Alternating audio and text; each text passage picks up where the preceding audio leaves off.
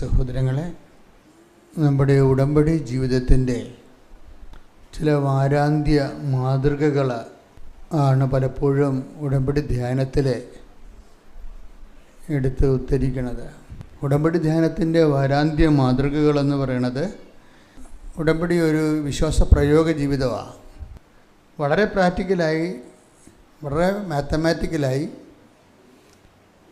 ഉടമ്പടി ആട്രിബ്യൂട്ട് ചെയ്ത് ജീവിക്കുന്ന ആൾക്കാരുടെ വളരെ ഗണിതശാസ്ത്രപരമായ പ്രിസൈസുള്ള, പൂർണ്ണതയുള്ള, സൂക്ഷ്മതയുള്ള അനുഭവങ്ങളാണ് നമ്മൾ ഉടമ്പടിയിലെ ധ്യാനത്തിലെ മാതൃകയാക്കുന്നത്. സാധാരണ വിശ്വാസ ജീവിതത്തെ പോലെയുള്ള ഒരു ആംബിഗ്വസ് ആയിട്ട് നമ്മൾ പ്രെയർ ചെയ്യുന്നു. ചിലപ്പോൾ കേൾക്കും, ചിലപ്പോൾ കേൾക്കത്തില്ല, ചിലപ്പോൾ നല്ല ദൈവാനുഭവം ഉണ്ടാകും, ചിലപ്പോൾ ഉണ്ടാവത്തില്ല. ഇങ്ങനെ വിശ്വാസത്തിൻ്റെ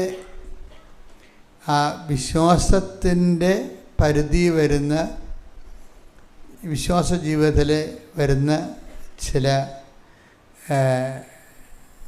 തപ്പലുകളും തടയലുകളും ഒന്നും ഉടമ്പടിയിലില്ല. ഉടമ്പടിയിൽ ഷാർപ്പ് ഷൂട്ട് ചെയ്യണം നമ്മൾ കറക്റ്റായിട്ട്. വിശ്വാസത്തിൻ്റെ ഫോർമുല ഉപയോഗിച്ചിട്ട് കറക്റ്റ് ആപ്ലിക്കേഷനാണ്. അപ്പോൾ ഞാനെപ്പോഴും ചെയ്യുന്നത്, നല്ലവണ്ണം ഉടമ്പടി നിയമങ്ങൾ ആപ്ലിക്കേറ്റ് ചെയ്ത ആൾക്കാർ അവർക്ക് കിട്ടിയ റിസൾട്ടിനെയാണ് നമ്മൾ അനലൈസ് ചെയ്യുന്നത്. ശരിക്കും പറഞ്ഞാൽ സാക്ഷ്യ വിശദീകരണം എന്ന് പറയുന്നത് ഒരു റിസൾട്ട് അനാലിസിസാണ്. വളരെ ഹെവി ആയിട്ടുള്ള ജീവിത ചുറ്റുപാടുകളിലൂടെ കടന്നു പോകുന്ന ആൾക്കാർ എത്ര ലൈറ്റ് വെയ്റ്റായിട്ടാണ് ഈ വിഷയങ്ങൾ. അതാണ് ഈ ലൈറ്റ് വെയ്റ്റ് എന്ന് പറയുന്നത് ഉടമ്പടി ഒരു ഫീച്ചറാണെന്ന് ഇടയ്ക്ക് പറയാറുണ്ട്. ലൈറ്റ് വെയ്റ്റ് എന്ന് വെച്ചാൽ ഭാര ചുരുക്കം. നമുക്ക് മഹാഭാരമായിട്ട് തോന്നുന്ന സംഭവങ്ങളെ ഉടമ്പടിയുടെ ഒരു ഫോർമുല പ്രകാരം മാതാവ് ഇതിൽ കക്ഷിയായി കഴിയുമ്പോൾ ഇത് ലൈറ്റ് വെയ്റ്റായി വരും. ഇങ്ങനെ ലൈറ്റ് വെയ്റ്റ് എന്ന് വെച്ചാൽ ഭാരം ചുരുങ്ങിയ നമുക്കൊരു ഭാരമില്ലായ്മ തോന്നും. ജീവിതത്തിന് ഭാരമില്ലായ്മ തോന്നുമ്പോൾ കാര്യം സാധാരണഗതിയിൽ നമ്മൾ ഈ ഭാരമെല്ലാം എടുത്ത് തന്നെത്താനെടുത്ത് പെടലിൽ നിന്നുറങ്ങി അല്ലേ വരണത്. അപ്പോൾ ഈ സാധനം പെട്ടെന്ന് ലിഫ്റ്റ് ചെയ്ത് മാതാവിൻ്റെ കൈകളിലേക്ക് ഇത് ഏൽപ്പിച്ച് കഴിയുമ്പോൾ ഇത് ഏൽപ്പിക്കുന്നവരാണ് വിഷയം. പലപ്പോഴും എനിക്ക് മനസ്സിലായിരിക്കുന്നത്, നിങ്ങൾ സത്യസന്ധമായിട്ട് ഉടമ്പടി ധ്യാനം കൂടുകയും, ചില ആൾക്കാർക്ക് പറ്റിയിരിക്കുന്ന അബദ്ധം എന്ന് വെച്ച് കഴിഞ്ഞാൽ ഇവർ എല്ലായിടത്തും പോയി ധ്യാനം കൂടുന്ന ആൾക്കാരാണ്. അതാണ് നിങ്ങൾക്ക് വന്നിരിക്കുന്ന ഒരു അപകടം. എല്ലായിടത്തും പോയി ധ്യാനം കൂടും. ധ്യാനം അപകടമാണെന്നല്ല പറഞ്ഞത്. ആ ഒരു മൈൻഡ് സെറ്റിൽ നിങ്ങൾ ഉടമ്പടി ധ്യാനം കൂടിയിട്ട് വലിയ കാര്യമില്ല. ആ മൈൻഡ് സെറ്റ് എന്ന് പറഞ്ഞാൽ എന്താ? നമ്മൾ കേൾക്കുന്നു, കുറേ മനസ്സിലാകുന്നു, അവിടെ മനസ്സിലാകുന്നിടത്ത് വെച്ച് ആ സംഭവം തീരുകയാണ്. ഉടമ്പടിയിൽ വരണം അങ്ങനെയല്ല. മനസ്സിലാകുന്നത് നമ്മൾ പ്രയോഗിക്കും. അതാണ് വിഷയം. ഈ പ്രയോഗപരത പലപ്പോഴും ഈ സാധാരണ ശ്രവണക്കാർക്ക് ഇല്ല. സാധാരണ ശ്രവണക്കാർക്ക് അങ്ങനെ കേട്ടു, ധ്യാനകേന്ദ്രത്തിൽ നിന്ന് ഇറങ്ങിപ്പോന്നു, പള്ളിയിൽ നിന്ന് ഇറങ്ങിപ്പോന്നു, അവിടെ വെച്ച് കഴിഞ്ഞു. പക്ഷേ ഇത് ആപ്ലിക്കേറ്റ് ചെയ്യുന്ന കാര്യം ഉടമ്പടിയിൽ എപ്പോഴും വരണത്, ഇപ്പോഴേ കേരളത്തിലും മലയാളികൾക്ക് പ്രത്യേകിച്ച് മനസ്സിലായിട്ടുണ്ട്. ഉടമ്പടി എന്ന് പറയുന്നത്, ഉടമ്പടി ധ്യാനം കഴിയുമ്പോഴാണ് ശരിക്കും ജനങ്ങൾ ഉടമ്പടി ധ്യാനം ഏറ്റെടുക്കുന്നത്. ചില ആൾക്കാർ വളരെ കണിശമായിട്ടും നിശ്ചിതമായിട്ടും ഉടമ്പടിയുടെ പ്രിൻസിപ്പിൾ അതുപോലെ ഫോളോ ചെയ്യുന്നവരുണ്ട്. ചിലർ കുറച്ച് സാവകാശം എടുക്കും. ഇപ്പോൾ എൻ്റെ മനസ്സിൽ വന്നിരിക്കുന്ന ഒരു വിഷയം എന്ന് വെച്ചാൽ, ഈ ഉടമ്പടി പുതുക്കുന്നവർ, ഇപ്പോൾ 5 പുതുക്കുന്നവരൊക്കെ ഇല്ലേ, ഉടമ്പടി 5 പുതുക്കുന്നവരുണ്ട്. പക്ഷേ ഇവർ 5 പുതുക്കുന്നവർ അൾത്താരയിൽ ഞാൻ കണ്ടുമുട്ടുമ്പോൾ അവരുടെ നിയോഗങ്ങളും അവരുടെ ഉടമ്പടിയുടെ നിലവാരങ്ങളും കൂടി നോക്കുമ്പോൾ നമുക്ക് ചില സമയത്ത് ഒരു ഇച്ഛാഭംഗം വരും. ഉടമ്പടി 5 പുതുക്കിയവരും 6 പുതുക്കിയവരും ഉണ്ട്. അവരുടെ നിയോഗങ്ങളും അച്ഛൻ്റെ അടുത്ത് ആൾത്താരെ കൊണ്ടുവന്ന് സമർപ്പിക്കുന്ന നിയോഗങ്ങളും അവരുടെ നിലവാരവും കൂടി നോക്കുമ്പോൾ നമുക്ക് സങ്കടം വരും. എന്ന് വെച്ചാൽ എന്താ വിഷയം എന്ന് വെച്ച് കഴിഞ്ഞാൽ 5 പുതുക്കിയവർക്ക് 2 പുതുക്കിയതിൻ്റെ നിലവാരമാണുള്ളത് പലർക്കും. അത് ഇതിൻ്റെ അകത്ത് വരുന്നൊരു അപകടമാണ്. 5 പുതുക്കിയവരാണ്, പക്ഷേ നിലവാരം, അവിടെ ക്വാളിറ്റി, ഗുണനിലവാരം 2 പുതുക്കിയതിൻ്റെതാണ്. ഇത് എന്ത് ചെയ്യാൻ പറ്റുമെന്ന് ഞാൻ പലപ്പോഴും ആലോചിച്ചിട്ടുണ്ട്. എന്ത് ചെയ്യാൻ പറ്റും എന്ന് വെച്ച് കഴിഞ്ഞാൽ വളരെ മാതൃകയായി ജീവിക്കുന്ന ആൾക്കാർക്ക് പോലും ഈ തെറ്റ് സംഭവിക്കുന്നുണ്ട്. അവർ 6, 7 പുതുക്കുന്നുണ്ടാവും, പക്ഷേ അവരുടെ ആത്മീയ നിലവാരം 2 പുതുക്കേണ്ടതാണ്. സമീപനത്തിൽ വലിയ വ്യത്യാസമൊന്നും ഉണ്ടായിട്ടില്ല. വൈകാരികമായ പ്രതികരണങ്ങളിലൊന്നും അവർക്കൊരു വളർച്ച ഉണ്ടായിട്ടില്ല. വൈകാരിക പ്രതികരണം, അതായത് കുറച്ച് ഉടമ്പടി എന്ന് പറയുന്നത് ഒരു ടൈം കഴിഞ്ഞാൽ, നിങ്ങൾക്കറിയാമല്ലോ, എൻ്റെ ഉടമ്പടി 1 പുതുക്കി 2ാമത്തെ പുതുക്കിന് തന്നെ പ്രസൻസ് ഫീൽ ചെയ്യുന്നുണ്ട് ആൾക്കാർക്ക്. ഉടമ്പടി 2 പുതുക്കുമ്പോൾ പ്രസൻസ് ഫീൽ ചെയ്യാൻ തുടങ്ങും. കാര്യം ഉടമ്പടിയിൽ മാത്രമാണ് ഈ സാധാരണ പ്രാർത്ഥനാ പദ്ധതികളിൽ വെച്ച് ഏറ്റവും കൂടുതൽ റിസൾട്ട് കിട്ടുന്നത് ഉടമ്പടിയിലാണ്. അപ്പോൾ ഉടമ്പടിയിൽ വരുമ്പോൾ 2 പുതുക്കി അല്ലെങ്കിൽ 2 പുതുക്കി കഴിയുമ്പോൾ തന്നെ പ്രസൻസ് ഫീൽ ചെയ്യും ആൾക്കാർക്ക്. അത് അവരുടെ സത്യസന്ധത അനുസരിച്ചിരിക്കും. ചില ആൾക്കാർ ഭയങ്കര സത്യസന്ധമായിട്ടാണ് ആ ഉടമ്പടി ചെയ്യണത്. വളരെ പാകതയോടെ അർത്ഥവത്തായി ദൈവത്തോട് പരിശുദ്ധ അമ്മ വഴി താൻ ജീവിതം കൊണ്ട് ഉടമ്പടി ചെയ്യുന്നു എന്നുള്ള ആ ഉടമ്പടി ബോധമുണ്ട് അവർക്ക്. ഉടമ്പടിയിൽ എനിക്ക് ഏറ്റവും വേണ്ടത് ഉടമ്പടി ബോധമാണെന്ന് തോന്നിയിട്ടുണ്ട് പലപ്പോഴും. ഉടമ്പടിയിൽ എല്ലാവർക്കും വേണ്ടിയത് ഉടമ്പടി ബോധം എന്ന് വെച്ചാൽ, ഉടമ്പടി ബോധം എന്ന് പറഞ്ഞാൽ എന്താ? ഞാൻ രാത്രിയിലും പകലിലും ഇരുട്ടിലും വെളിച്ചത്തിലും ഞാൻ ദൈവമായിട്ട് ഉടമ്പടിയിലാണ്. അതാണ് ഉടമ്പടി ബോധം എന്ന് പറയണത്. ഞാൻ രാത്രിയും പകലും ഇരുട്ടിലും വെളിച്ചത്തിലും ദൈവമായിട്ട് ഉടമ്പടിയിലാണ്. ഈ ഉടമ്പടി ബോധം നമ്മൾ നർച്ചർ ചെയ്യണം, അത് കൾച്ചർ ചെയ്തെടുക്കുന്നത് ഒരു വളരെ സീരിയസ് ആയിട്ടുള്ള അവയർനെസ്സിലൂടെയാണ്. എപ്പോഴും നമുക്ക് അതിനെക്കുറിച്ച് നല്ലൊരു ബോധം ഉണ്ടാകും. ഈ ബോധം എപ്പോഴും വരണത് പരിശുദ്ധാത്മാവിൻ്റെ ഒരു പ്രവർത്തനമാണ്. അപ്പോൾ മെയിൻ്റനൻസ് ഓഫ് ഹോളി സ്പിരിറ്റ് ഉടമ്പടിയിലെ പ്രധാനപ്പെട്ട വിഷയമാണ്. നമ്മൾ ഈ ഉടമ്പടിയിലുള്ള ഒരു pH ലെവല്, ആത്മാവിൻ്റെ ഒരു pH ലെവല് കീപ്പ് ചെയ്യുമ്പോൾ ഓട്ടോമാറ്റിക്കായിട്ട് സംഭവിക്കേണ്ട വിഷയമാണ് maintenance of the Holy Spirit. Holy സ്പിരിറ്റിൻ്റെ പ്രവർത്തനങ്ങൾ നമ്മളിൽ ഗ്യാരണ്ടി ചെയ്യുന്ന രീതിയിൽ ഒരു സിറ്റുവേഷൻസ് ക്രിയേറ്റ് ചെയ്യണം ഹോളി സ്പിരിറ്റിൻ്റെ. അതിപ്പം നമ്മൾ ബോധപൂർവം അതിനുവേണ്ടി ഇച്ഛിച്ചാലും ഓട്ടോമാറ്റിക്കായിട്ട് നമ്മൾ ഉടമ്പടി ജീവിക്കുമ്പോൾ യാന്ത്രികമായിട്ട് വന്നായാലും ശരി, ഹോളി സ്പിരിറ്റ് ഒരു വിഷയമാണ്, പരിശുദ്ധാത്മാവ് ഒരു വിഷയമാണ്. അപ്പം നമ്മളിൽ പരിശുദ്ധാത്മാവ് നിലനിന്ന് പ്രവർത്തിച്ചാലുള്ള ഗുണങ്ങളെന്ന് പറയുന്നത്, ഏറ്റവും വലിയ ഗുണമെന്ന് പറയുന്നത് നമ്മളെ ഈ ഉടമ്പടിയിലാണെന്നുള്ള കാര്യം പോലും നമ്മളെ അനുസ്മരിപ്പിക്കുന്നത് പരിശുദ്ധാത്മാവിൻ്റെ ഫാക്കൽറ്റിയാണ്. അതാണ് ഈശോ പറഞ്ഞത്, പരിശുദ്ധാത്മാവ് വരുമ്പോൾ ഞാൻ പറഞ്ഞിട്ടുള്ളതെല്ലാം നിങ്ങളെ അനുസ്മരിപ്പിക്കും. Take the word of God. ശ്രുതിക്കട്ടെ ഹല്ലേലൂയ. യോഹന്നാൻ 14:26. യോഹന്നാൻ 14:26. എന്നാൽ എന്റെ നാമത്തിൽ പിതാവ് അയക്കുന്ന സഹായകനായ പരിശുദ്ധാത്മാവ് എല്ലാ കാര്യങ്ങളും നിങ്ങളെ പഠിപ്പിക്കുകയും ഞാൻ നിങ്ങളോട് പറഞ്ഞിട്ടുള്ളതെല്ലാം നിങ്ങളെ അനുസ്മരിപ്പിക്കുകയും ചെയ്യും. അപ്പോൾ ഈ ഉടമ്പടി വിഷയങ്ങൾ നമ്മളെ അനുസ്മരിപ്പിക്കുന്ന ഫാക്കൽറ്റി പരിശുദ്ധാത്മാവിൻ്റെതാണ്.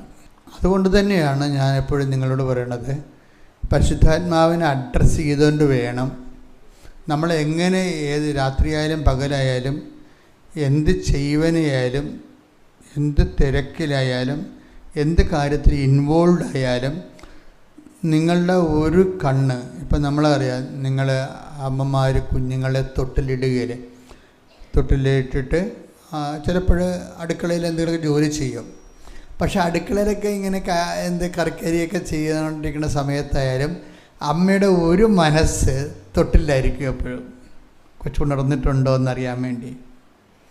കൊച്ചുണർന്ന് ബഹളം ഉണ്ടായി ചിലപ്പോൾ എഴുന്നേറ്റ് നിന്ന് വരും, ചിലപ്പോൾ അത് തൊട്ടിലും താഴത്ത് വീഴുന്നു വരും.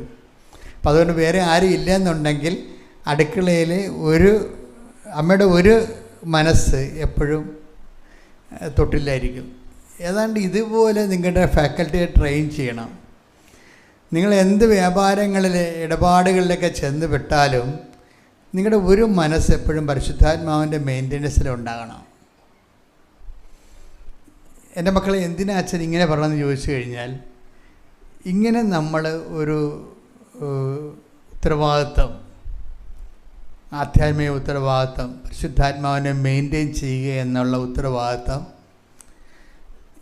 നമ്മൾ ഏറ്റെടുക്കുകയും അത് മെയിൻറ്റെയിൻ ചെയ്യാൻ വേണ്ടി പരിശ്രമിക്കുകയും ചെയ്യുമ്പോൾ ഇതിൻ്റെ മാർക്ക് വീഴാൻ പോണ എവിടെയാണെന്നറിയാമോ? നിങ്ങളുടെ സത്യസന്ധതയിലാണ്. ദൈവം നിങ്ങളുടെ സത്യസന്ധത നിരീക്ഷിക്കും. കാര്യം മീൻസ് ദൈവം നിങ്ങൾ അസസ് ചെയ്യും. You are in covenant. അവിടെയാണ് വിഷയം. ഇത്രയും നാൾ ആൾക്കാരുടെ കൗൺസിൽ ചെയ്ത് ഈ ഉടമ്പടി മുന്നോട്ട് പോയപ്പോൾ എനിക്ക് മനസ്സിലായ എന്താണെന്നറിയാമോ? ഒരു ട്രാജഡി ആയിട്ടുള്ള കാര്യം എന്ന് വെച്ച് കഴിഞ്ഞാൽ, പല ആൾക്കാരുടെ ഉടമ്പടി ദൈവത്തിൻ്റെ മനസ്സിൽ രജിസ്റ്റർ ചെയ്തിട്ടില്ല. ഇതൊരു വല്ലാത്തൊരു വിഷയമാണ്. എന്നെ വല്ലാതെ ദേഷ്യം പിടിപ്പിക്കേണ്ട ഒരു വിഷയമാണിത്. പല ആൾക്കാരുടെ ഉടമ്പടി ദൈവ മനസ്സിൽ രജിസ്റ്റർ ചെയ്തിട്ടില്ല. അപ്പോൾ അതിൻ്റെ കാരണം എന്താണ്? ഇപ്പോൾ ഇന്നലെ ഇവിടെ ഒരു മോള് സാക്ഷ്യം പറഞ്ഞു. അവൾ ചെറുപ്പക്കാരത്തിയാണ്, നല്ല വെടിക്കെട്ട് സാക്ഷ്യമാണ്. സാധാരണ സാക്ഷ്യം കുറച്ച് മെച്ചമായ ഭാഷ ഉപയോഗിച്ചുകൊണ്ട് ഭംഗിയായിട്ട് പറയണത്. പക്ഷെ അതിനിടയ്ക്ക് കൂടി അവൾ പറഞ്ഞൊരു കാര്യമുണ്ട്. കാര്യം ഉടമ്പടിയിൽ ഇവർ ഈ ഉടമ്പടി തൈലം ഉപയോഗിക്കുമ്പോഴും ഉടമ്പടി ഉപ്പ് ഉപയോഗിക്കുമ്പോഴും പത്രങ്ങളൊക്കെ കൊടുക്കുമ്പോഴും she was not that convinced. എന്ന് വെച്ച് കഴിഞ്ഞാൽ അവർക്ക് അത്ര കണ്ട വലിയ വിശ്വാസം ഇല്ലായിരുന്നെന്ന് അവർ പച്ചക്ക് പറയുകയാണ്. അതാണ്, അവർക്ക് അത്ര കണ്ട് വലിയ ഇവർ ഈ ഉടമ്പടിയുടെ ഓരോ കാര്യം യാന്ത്രികമായിട്ട് അവർ ചെയ്യുന്നുണ്ട്, എല്ലാ കാര്യങ്ങളും ചെയ്യുന്നുണ്ട്. പക്ഷേ ഇത് ചെയ്യുമ്പോൾ തന്നെ ഷീ വാസ് നോട്ട് കൺവിൻസ്ഡ്. എന്നുവെച്ചാൽ അവരതിൻ്റെ അകത്ത് വലിയ അവർക്ക് വിശ്വാസം അർപ്പിക്കാൻ വലിയ വിശ്വാസം തോന്നാതെയാണ് ഇത് ചെയ്യണത്. ഇത് ഹിപ്പോക്രസി എന്ന് പറയും ശരിക്കും. അതാണ് എനിക്ക് ദേഷ്യം വരണമെന്ന് പറഞ്ഞതിൻ്റെ കാര്യം. ഇങ്ങനെയുള്ള ആൾക്കാർക്ക് അത് ഹിപ്പോക്രസിയാണ്. നമുക്ക് കൺവിൻസ്ഡ് അല്ലെന്നുണ്ടെങ്കിൽ we should not take covenant. നമ്മൾക്ക് കൺവിൻസ്ഡ് അല്ലെങ്കിൽ നിങ്ങൾ എന്ത് ചെയ്യണം? ഉടമ്പടിക്ക് ഹോംവർക്കുകളുണ്ട്. ഉടമ്പടിക്ക് മുമ്പേ നിങ്ങൾ തച്ചനിരുന്നുകൊണ്ട് സാക്ഷ്യങ്ങൾ കേൾക്കണം. അതാണ് അതിൻ്റെ ഒരു ഹോംവർക്ക്. അപ്പം ആ സാക്ഷ്യങ്ങൾ നമ്മളൊരു 10-20 എണ്ണം കേൾക്കുമ്പോൾ നമുക്കൊരു കൺവിക്ഷൻ ഉണ്ടാവും, ബോധ്യം ഉണ്ടാവും. ബോധ്യം ഒരു പ്രധാനപ്പെട്ട വിഷയമാണ്. നിങ്ങളെപ്പോഴും ഉടമ്പടിക്ക് മുമ്പ് നിങ്ങൾ ബ്രഷപ്പ് ചെയ്യേണ്ട ഒരു വിഷയം ബോധ്യമാണ്. ഒന്ന് ശ്രദ്ധിക്കട്ടെ. Hallelujah, hallelujah, hallelujah hallelujah.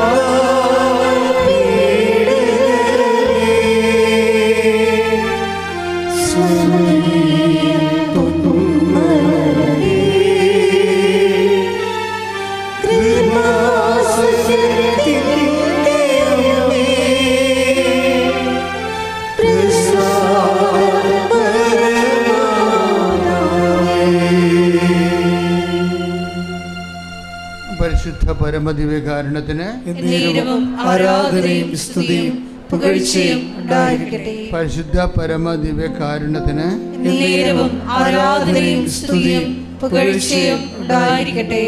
ഹെബ്രായർ 11:1 എടുത്തേ. ഹെബ്രായർ 11:1.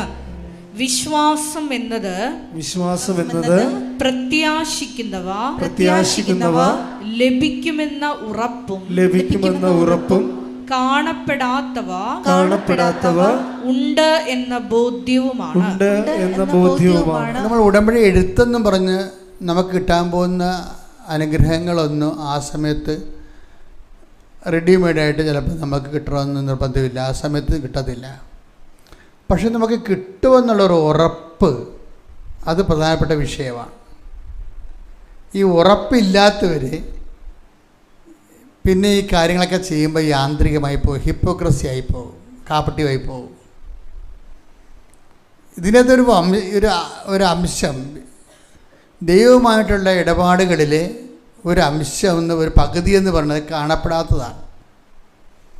ഇപ്പം ജപ്തി, നമ്മുടെ ജപ്തി എങ്ങനെ മാറുമെന്ന് നമുക്കിപ്പോൾ കാണാൻ പറ്റുന്നുണ്ടോ? ഇല്ല, അതാ കാണപ്പെടാത്തതുകൊണ്ട്. നമുക്ക് ജപ്തിയാണ്, അല്ലെങ്കിൽ നമ്മുടെ പുരയിടത്തിന് ഭയങ്കര തർക്കമാണ്, ഭാഗം ഉടമ്പടി നടക്കണില്ല. ഇത് നടക്കാത്ത ഒരു അവസ്ഥയിൽ നടക്കുന്നതിനെക്കുറിച്ച് വി ഹാവ് നോ ഐഡിയ. ഇത് സമാധാനപൂർണ്ണമായിട്ട് ഭാഗം ഉടമ്പടി നടക്കും എന്നതിനെക്കുറിച്ച് വി ഹാവ് നോ ഐഡിയ, നമുക്ക് ഐഡിയ ഇല്ല. പിന്നെ നമുക്ക് എന്താ ഉള്ളത്? ദൈവത്തിലുള്ള ഉറപ്പാണ്, അതാണ് വിഷയം. ഈ ദൈവത്തിലുള്ള ഉറപ്പില്ലാത്ത ആൾക്കാർ എന്തിനാണ് ഉടമ്പടി എടുക്കണേ? That is my question. ഇപ്പം ഇന്നലെ ഇവർ പറഞ്ഞില്ലേ, ഞാൻ ഇതൊക്കെ ചെയ്ത് കഴിയുമ്പോഴും എനിക്ക് വലിയ വിശ്വാസമൊന്നും തോന്നിയില്ലെന്ന് പറഞ്ഞില്ലേ? That is nonsense. കാര്യം വിശ്വാസം, നമ്മുടെ പല വിഷയങ്ങളും പകുതി ദൈവത്തിൻ്റെ കയ്യിലാണ്. കഴിഞ്ഞ ദിവസങ്ങളിലെ നിത ഡീൻസ് എന്ന് പറഞ്ഞൊരു മോള് സാക്ഷ്യം പറഞ്ഞു. നിത ഡീൻസ് ദുബായിൽ നല്ല നേഴ്സായിട്ട് വർക്ക് ചെയ്തിരുന്നു, നല്ല ആവശ്യത്തിന് ശമ്പളം ഉണ്ടായിരുന്ന ആളാണ്. അപ്പോൾ അവിടെ വളർച്ചയുടെ ഭാഗമായിട്ട് അവർക്ക് ഭർത്താവിനെ കൊണ്ടുപോകാൻ പറ്റത്തില്ല, കുഞ്ഞുങ്ങളുമായിട്ട് ജീവിക്കാൻ പറ്റാത്തത് കൊണ്ട് അവൾ അവിടെ നിന്ന് രാജിവെച്ചിട്ട് നിത എന്താ ചെയ്യണത്? നിത ന്യൂസിലൻഡിലേക്ക് പോയി. അപ്പം ന്യൂസിലൻഡിലേക്ക് പോകുന്നതിൻ്റെ ആൾക്കാരുടെ അവരുടെ ഉദ്ദേശം എന്താ? ന്യൂസിലൻഡിൽ കുറച്ച് ബുദ്ധിമുട്ടാണ്, പക്ഷെ അവിടുന്ന് ആസ്ട്രേലിയയിലേക്ക് വരാൻ എളുപ്പമാണ്. ഞാൻ അടുത്ത 2 മാസം കഴിയുമ്പോൾ ന്യൂസിലൻഡിൽ ധ്യാനമുണ്ട്. ആസ്ട്രേലിയയിൽ ധ്യാനം കഴിഞ്ഞതാണ്, കഴിഞ്ഞ മാസം. പിന്നെ ന്യൂസിലൻഡിൽ ധ്യാനമുണ്ട്. അല്ല 6 ദിവസമൊക്കെ ഉണ്ടാകാതെ പുറത്ത് പോകത്തുള്ളൂ, നിങ്ങൾ പേടിക്കൊന്നും വേണ്ട, ഞാൻ ഇവിടെ തന്നെ ഉണ്ടാവും. ഒരു ധ്യാനം 3 ദിവസം അങ്ങോട്ടും ഇങ്ങോട്ടും ഉള്ള ഓരോ ദിവസത്തെ യാത്ര, അത്രേ ഉള്ളൂ. അല്ലാതെ സൈറ്റ് സീയിങ് സമയം കളയാനുള്ള പരിപാടിയൊന്നും ഇല്ല. നേരെ ഇവിടെ വരും.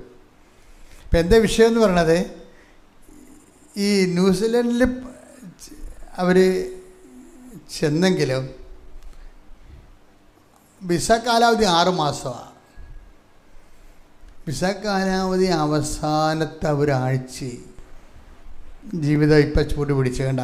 ഓക്കെ, വിസ 5 മാസം 3 ആഴ്ചയും തള്ളി നീട്ടിയിട്ട് ഒറ്റ ജോലി കിട്ടണില്ല അവിടെ.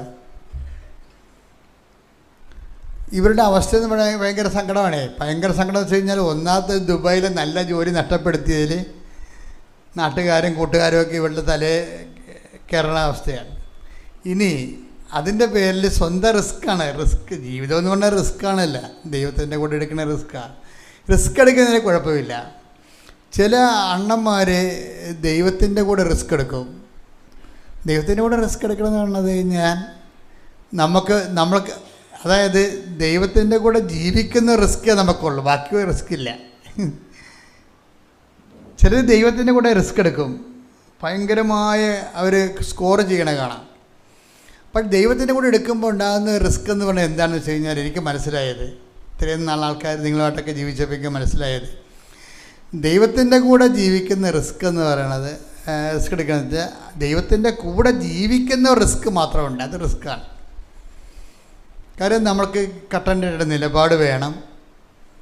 ഒരു ആദ്യത്തെ ഒരു 6 കൊല്ലമോ വല്ലതുമൊക്കെ നമ്മളും ദൈവവും തമ്മിൽ യുദ്ധത്തിലായിരിക്കും പലപ്പോഴും. 6 കൊല്ലമൊക്കെ നമ്മളും ദൈവവും തമ്മിലൊരു യുദ്ധത്തിലായിരിക്കും. എന്ന് വെച്ചാൽ നമ്മളുടെ ഇൻട്രസ്റ്റുകൾ നമ്മളിങ്ങനെ പറയുന്നുണ്ടെങ്കിലും നമ്മൾ പലപ്പോഴും ദൈവവഴികളായിരിക്കത്തില്ല. നമ്മുടേതായിട്ടുള്ള ചിന്താ പദ്ധതികളിലും നമ്മുടെ വഴികളിലും നമ്മുടെ ലാഭങ്ങളിലും നമ്മളുടെ പലതരത്തിലുള്ള പറ്റിപ്പും ചതിവും പലതരത്തിലുള്ള സൂത്രപ്പണികളും ഒക്കെ ആയിട്ട് നമ്മുടെ ജഡിക മനുഷ്യനായിരിക്കും. ഈ ജഡിക മനുഷ്യനുമായിട്ട് ദൈവം മുന്നോട്ട് പോകാത്ത കാരണം എപ്പോഴും നമുക്ക് വീഴാനുള്ള സാധ്യതകൾ കൂടുതലാണ്. അങ്ങനെ നമ്മൾ വീഴുകയും ചെയ്യും. വീണ് പരിക്ക് കിട്ടിക്കഴിയുമ്പോൾ പരിശുദ്ധാത്മാവ് ഉള്ളത് കാരണം പരിശുദ്ധാത്മാവ് പറയും, നിൻ്റെ കയ്യിരിപ്പ് കൊണ്ടല്ലേ ഇപ്പോൾ കുഴപ്പമുണ്ടായത്, നീ മര്യാദക്ക് സുവിശേഷത്തിൻ്റെ ചൈതന്യത്തിൽ പോയാൽ കുഴപ്പങ്ങളൊന്നും ഇല്ലല്ലോ.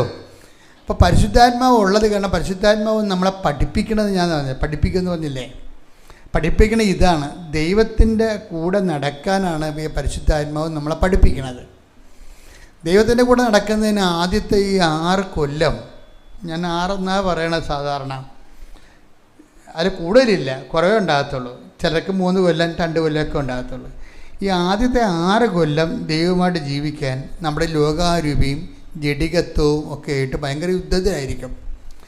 ആ യുദ്ധത്തിൽ ദൈവം ജയിക്കണതാണ് എൻ്റെ റിസ്ക് എന്ന് പറയണത്. നമ്മൾ ജയിക്കണമല്ല, ദൈവം ജയിക്കണം. ഇതിൻ്റെ അകത്ത് ദൈവം ജയിക്കും. ഇപ്പം ഈശോയ്ക്ക് പോലും പൂർണ്ണ മനുഷ്യനായത് കാരണം ഈ യുദ്ധത്തിൽ നിന്ന് ഒഴിവ് കൊടുത്തില്ലായിരുന്നു. അതാണ് മരുഭൂമി പരീക്ഷയൊക്കെ വന്നതിൻ്റെ കാരണം. അതാണ് മരുഭൂമി പരീക്ഷയൊക്കെ വന്നത്. പരീക്ഷയിൽ ദൈവം ജയിക്കണം. ഈ ക്രിസ്തുവിൻ്റെ കാര്യത്തിൽ ദൈവമാണ് ജയിച്ചത്.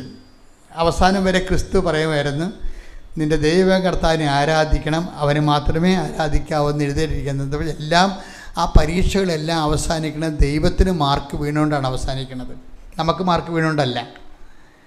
ക്രിസ്തുവിലുണ്ടായിരുന്ന പരിശുദ്ധാത്മാവ് കൃത്യമായിട്ട് ഈ പരീക്ഷ എങ്ങനെ അവസാനിപ്പിക്കണമെന്നതിനെക്കുറിച്ച് നല്ല ഒരു കളരിയാശാനെ പോലെ നല്ല അടവും. ഈ ഇപ്പം ലോകകപ്പ് നടന്നുകൊണ്ടിരിക്കുമ്പോൾ റഫറിക്ക് ഭയങ്കര വിലയല്ലേ. ഇപ്പം പരിശുദ്ധാത്മാവ് ഒരു ട്രഫറിയാണ് ശരിക്കും. ട്രഫറി മാത്രമല്ല, ട്രഫറിയല്ല, പരിശുദ്ധാത്മാവ് ഒരു ഗൈഡാണ്. അതായത് ഈ വിജയിക്കാനുള്ള സൂത്രങ്ങൾ പറഞ്ഞു തരുന്ന ആളാണ്, വിജയിക്കാനുള്ള ടെക്നിക്കുകൾ പറഞ്ഞു തരുന്ന ആളാണ്. പക്ഷേ വിജയിച്ച് വരുന്നത് ആരായിരിക്കും വിജയിക്കണത്? നമ്മളായിരിക്കത്തില്ല, അത് ദൈവമായിരിക്കും വിജയിക്കണത്. ദൈവമാകണം വിജയിക്കേണ്ടത്. അപ്പോൾ ആധ്യാത്മികമായ ജീവിതത്തിൽ ഈ റിസ്ക് എന്ന് വെച്ചാൽ പറഞ്ഞത് ആദ്യത്തെ 6 കൊല്ലമേ റിസ്ക് ഉള്ളു. പിന്നെ പ്രലോഭനം പോലും ഉണ്ടാകത്തില്ല. നമ്മൾ പ്രലോഭനത്തിൽ ഉൾപ്പെടുത്തരുതെന്നൊക്കെ പറയണില്ലേ, അത് ഒരു ഫസ്റ്റ് കുറച്ച് കാലത്തേക്ക് ആ പ്രശ്നങ്ങളുള്ളു ശരിക്കും. അല്ല, ജീവിതാന്ത്യം വരെ ഒന്നും പ്രലോഭനമൊന്നുമില്ല. സത്യസന്ധമായിട്ടാണ് നീ ദൈവത്തിൻ്റെ കൂടെ ജീവിക്കുന്നത്, ആ റിസ്ക് നീ എടുക്കുന്നുണ്ടെങ്കിൽ ആദ്യത്തെ കുറേ കാലം മാത്രമേ ഈ പ്രലോഭനത്തിൻ്റെ പ്രശ്നങ്ങൾ വരുന്നുള്ളൂ. കാര്യം എന്താണ്? നമ്മുടെ പ്രാർത്ഥന എന്താ? പ്രലോഭനങ്ങളിൽ ഉൾപ്പെടുത്തരുത് എന്നല്ല പ്രാർത്ഥന. അതിൻ്റെ അർത്ഥം എന്താ? പ്രലോഭനങ്ങൾ ദൈവത്തിന് വേണമെങ്കിൽ നമ്മൾ ഉൾപ്പെടുത്താതിരിക്കാം, അല്ലേ എൻ്റെ അർത്ഥം? അല്ലേ? പ്രലോഭനങ്ങൾ ഉൾപ്പെടുത്തരുത് എന്ന് വെച്ചാൽ അതിൻ്റെ അർത്ഥം എന്താ? ദൈവത്തിന് വേണമെങ്കിൽ നമ്മളെ പ്രലോഭനങ്ങളിൽ ഉൾപ്പെടുത്താതിരിക്കാം. അപ്പോൾ ദൈവത്തിന് വേണ്ട ആളായിട്ട് മാറുകയാണെങ്കിൽ പ്രലോഭനം തീരും അവിടെ വെച്ച്. സിമ്പിളാണ് സംഭവം. ദൈവത്തിന് വേണ്ട ആളായിട്ട് തീരണമെങ്കിൽ ഒരു പിശാചും നമ്മുടെ അടുത്ത് വരാൻ പോണില്ല. ദൈവത്തിൻ്റെ, അതാണ് എൻ്റെ ദാസൻ എന്നൊക്കെ പറയണില്ലേ. കർത്താവ് എപ്പോഴും ഈ പ്രലോഭനങ്ങളെല്ലാം അവസാനിപ്പിച്ച് കഴിയുമ്പോൾ ദൈവം സീൽ ചെയ്യും. കർത്താവ് അത് പറയുന്നുണ്ട്, സീൽ ചെയ്തെന്ന് പറയുന്നുണ്ട്. ദൈവത്തിൻ്റെ ഒഫീഷ്യൽ സീൽ ചെയ്യും. സീൽഡായിക്കഴിഞ്ഞാൽ അങ്ങനെ ദൈവം അപൂർവം ആൾക്കാർക്ക് സീൽ ചെയ്യത്തുള്ളൂ. കർത്താവിനെ സീൽ ചെയ്തേച്ചും പറഞ്ഞ് പിതാവായ ദൈവം എനിക്ക് അംഗീകാരം മുദ്ര ചാർത്തിയിരിക്കണമെന്ന് പറയും. പ്രലോഭനങ്ങൾ കഴിഞ്ഞതിൻ്റെ ഭാഗമായിട്ട് ദൈവത്തിൻ്റെ സ്വന്തമായി തീരുമ്പോൾ ദൈവം ഉടമസ്ഥ അവകാശം പ്രഖ്യാപിക്കുന്നതാണ് സീൽ ചെയ്യുക. Take the bed of God. ശ്രുതിക്കട്ടെ ഹല്ലേലൂയ ഹല്ലേലൂയ ഹല്ലേലൂയ ഹല്ലേലൂയ. യേശുവേ നന്ദി. Hallelujah hallelujah. യോഹന്നാൻ 6:27 നശ്വരമായ അപ്പത്തിനു വേണ്ടി അധ്വാനിക്കാതെ മനുഷ്യപുത്രൻ തരുന്ന നിത്യജീവന്റെ അനശ്വരമായ അപ്പത്തിനു വേണ്ടി അധ്വാനിക്കുവിൻ. എന്തെന്നാൽ പിതാവായ ദൈവം അവന്റെ മേൽ അംഗീകാര മുദ്ര വെച്ചിരിക്കുന്നു. ഈ അംഗീകാര മുദ്ര ഈ പ്രലോഭനങ്ങൾ ഉൾപ്പെടുത്തരുത് എന്ന് പ്രാർത്ഥിക്കുമ്പോൾ സ്വാഭാവികമായിട്ടും പ്രലോഭനങ്ങൾ ഉൾപ്പെടുത്താതിരിക്കാൻ നമ്മളെ പ്രലോഭനങ്ങളിൽ നിന്ന് എക്സ്ക്ലൂഡ് ചെയ്യാൻ ദൈവത്തിന് കഴിയുമെന്നുള്ളൊരു പ്രൊവിഷനാണ് ഈശോ പറയണത്. അങ്ങനെ ദൈവത്തിൻ്റെ സ്വന്തം ആളെ ദൈവത്തിൻ്റെ വഴികളിലൂടെ പോകത്തുള്ളൂ. നഷ്ടം സഹിച്ചും സത്യം ചെയ്യും. നമുക്ക് മെച്ചമുണ്ടായാലും നമ്മൾ നുണ പറയത്തില്ല. സത്യം പറഞ്ഞുകൊണ്ട് നമ്മൾക്ക് ചിലപ്പോൾ തോൽവി സമ്മതിക്കും, നഷ്ടം സഹിക്കും. അങ്ങനെയൊക്കെ ദൈവത്തിന് തോന്നി, അതാണല്ല പരീക്ഷണം എന്ന് പറയണത്. അങ്ങനെയൊക്കെ ദൈവത്തിന് തോന്നിക്കഴിഞ്ഞാൽ ചെറിയ ചെറിയ പ്രലോഭനങ്ങളെപ്പോലും ജയിച്ചാൽ പോലും ഭയങ്കരമായ രീതിയിലുള്ള സമ്മാനമാണ്, ഭയങ്കര ഇൻസെൻറ്റീവാണ് ദൈവത്തിൽ ജീവിക്കണേ. അതായത് ചെറിയ പ്രലോഭനങ്ങളെപ്പോലും നമ്മൾ അതിജീവിച്ചാൽ ഭയങ്കരമായ സമ്മാനമാണ് അതിന് ദൈവം തരണത്. കാര്യം വെച്ച് കഴിഞ്ഞാൽ അത് നമ്മുടെ ആത്മാർത്ഥതയാണ് അതിൻ്റെ അത്. ഇപ്പോൾ ഈ നിതയുടെ വിഷയം എടുക്കല്ല. നിത ഒരു ദിവസം ലാസ്റ്റ് അല്ലേ അവർക്ക്, അവിടെ 6 മാസത്തെ വിസയിൽ 5 മാസവും പോയി, 3 ആഴ്ചയും തള്ളിപ്പോയി. ഇനി ഒരാഴ്ചയേ ഉള്ളൂ. ഇവർ പറയണത് ഞാൻ ഒരു ദിവസം 300 ആപ്ലിക്കേഷൻ വിട്ടെന്നാണ്. അപ്പോൾ എന്തുമാത്രം പാവം കഷ്ടപ്പെടുന്നുണ്ടെന്ന് എനിക്ക്. ഒരു ദിവസം ന്യൂസിലൻഡിൽ 300 ആപ്ലിക്കേഷൻസ് വിടുകയാണ്. അങ്ങനെ എത്രയോ 1000 ആപ്ലിക്കേഷൻസ് വിട്ടിട്ട് ഈ 6 മാസമായിട്ട് ഒരു കോൾ ഫോറുമില്ല, ആരും വിളിക്കണില്ല, നോ വേക്കൻസി, ജോലിയില്ല. ഇവർ പിന്നെ എന്ത് ചെയ്ത് ടിക്കറ്റ് എടുത്ത് നാട്ടിലോട്ട് തിരിച്ചു പോരാൻ. ടിക്കറ്റ് നമ്മളെ ഈ അവസാന നിമിഷം പോയി ടിക്കറ്റ് എടുത്താൽ ഭയങ്കര വിലയായിരിക്കും. ചില സമയത്ത് 1 ലക്ഷത്തിൽ അല്ലെങ്കിൽ 1.5 ലക്ഷം 2 ലക്ഷം രൂപയുടെ ടിക്കറ്റ് നമ്മൾ നേരത്തെ എടുക്കണമെങ്കിൽ ചിലപ്പോൾ നമുക്ക് 30,000 രൂപ കിട്ടിയെന്ന് വരും. അത് കാരണം ഇപ്പം ജോലി കിട്ടുമെന്നും പറഞ്ഞുകൊണ്ട് നിൽക്കുകയാണേ. ടിക്കറ്റ് എടുക്കാതെ നിൽക്കുകയാണ്. ഇപ്പം ജോലി കിട്ടും, കിട്ടിയില്ല. അവസാനം നാട്ടിലോട്ട് പോകാൻ ടിക്കറ്റ് എടുത്തു കഴിഞ്ഞ് ഇതേക്കൊരു പണിയുണ്ട്. ഇവരുടെ ലൈഫിൽ അവർ ഉടമ്പടിയിലാണെന്നുള്ള കാര്യം ദൈവത്തെ രജിസ്റ്റർ ചെയ്തിട്ടുണ്ട് അവർ. അതാണ് അവരുടെ വിജയം. അതാണ് ഇവർക്ക് ഈ ജോലി കിട്ടാത്ത ഈ 5 മാസം കടന്നു പോകുമ്പോഴും ഇവർ ഉടമ്പടിയുടെ ഒരു കാര്യങ്ങൾക്ക് പോലും യാതൊരുവിധ ഭംഗവും ഉണ്ടാക്കിയിട്ടില്ല. അത് വലിയ വിഷയമാണ്. അത് ശരിക്കും ചില ആൾക്കാർ എഴുന്നേക്കാൻ താമസിച്ചു, ഇത് ജോലി താമസിക്കുകയാണെങ്കിൽ എഴുന്നേക്കാൻ താമസിച്ചു പോകും. ചില ആൾക്കാർ കുർബാന താമസിച്ചു പോകും. ചില ആൾക്കാർ ദാനപുറം ചെയ്യത്തില്ല. ചില ആൾക്കാർ പത്രം കൊടുക്കാൻ താമസിച്ചു പോകും. അല്ലെങ്കിൽ ആൾക്കാർക്ക് ഭക്ഷണം കൊടുക്കത്തില്ല. ഉപയോഗപ്രവർത്തനങ്ങൾ ഒന്നും ചെയ്യത്തില്ല. ഇങ്ങനെ ഇതിൽ ഏതെങ്കിലും ഒരെണ്ണം ചെയ്തില്ല തന്നെ നിങ്ങൾ രജിസ്റ്ററിൽ നിന്ന് പോകും, ദൈവത്തിൻ്റെ പുസ്തകത്തിൽ നിന്ന് പോകും. കാര്യം ഈ കാപട്യക്കാർക്ക് ഉടമ്പടി സ്ഥാനമില്ല. ഞാൻ 4 ചെയ്തില്ലേ, ഒരെണ്ണമല്ലേ ചെയ്യാനുള്ളതെന്ന് പറഞ്ഞുകൊണ്ട് കണക്ക് പറയാൻ പറ്റത്തില്ല. കാര്യം നിങ്ങൾ ഈ എല്ലാ കാര്യവും ചെയ്തോളാമെന്ന് ആൾക്കാരെ കയറി വലിയ വായിൽ മാതാവിൻ്റെ മധ്യസ്ഥത്തിൽ ഉടമ്പടി പ്രഖ്യാപനം ചെയ്തിട്ടുള്ള ആൾക്കാരാണ്. മറന്നു പോകരുത്. അതിൽ 4 ഞാൻ 5 അല്ല 4 ചെയ്തല്ല, 1 എന്ന് പറഞ്ഞിട്ട് കാര്യമില്ല. നിങ്ങൾ 5 ചെയ്തിട്ടുണ്ടെങ്കിൽ ആ 5 ഏത് കാലാവസ്ഥയിലും ചെയ്യണം. അതാണ് സത്യസന്ധത എന്ന് പറയണത്, അതാണ് വിശ്വസ്തത എന്ന് പറയണത്. അതുകൊണ്ടാണ് നമ്മൾ അതിനെ ഉടമ്പടി എന്ന് വിളിക്കണത്. അപ്പോൾ നിതയെ സംബന്ധിച്ചിടത്തോളം നിത ഈ വിഷയത്തിൽ ജോലിയില്ല എന്ന് പറഞ്ഞാലും ശരി, ഒരു ദിവസം 300 ആപ്ലിക്കേഷൻസ് സെൻഡ് ചെയ്യണമെന്ന് പറഞ്ഞാലും ശരി, അതിനൊക്കെ ഒന്നും റിസൾട്ട് ഇല്ലെന്ന് പറഞ്ഞാലും ശരി, അതൊന്നും ഉടമ്പടിയിൽ ഇവർ കൊണ്ടുവരത്തില്ല. ഉടമ്പടി അതിൻ്റെ വഴിയേ പോകും. ഒരു ദിവസം രാവിലെ എല്ലാ ദിവസവും കുർബാനയ്ക്ക് പോകണമല്ലോ. ഒരു ദിവസം രാവിലെ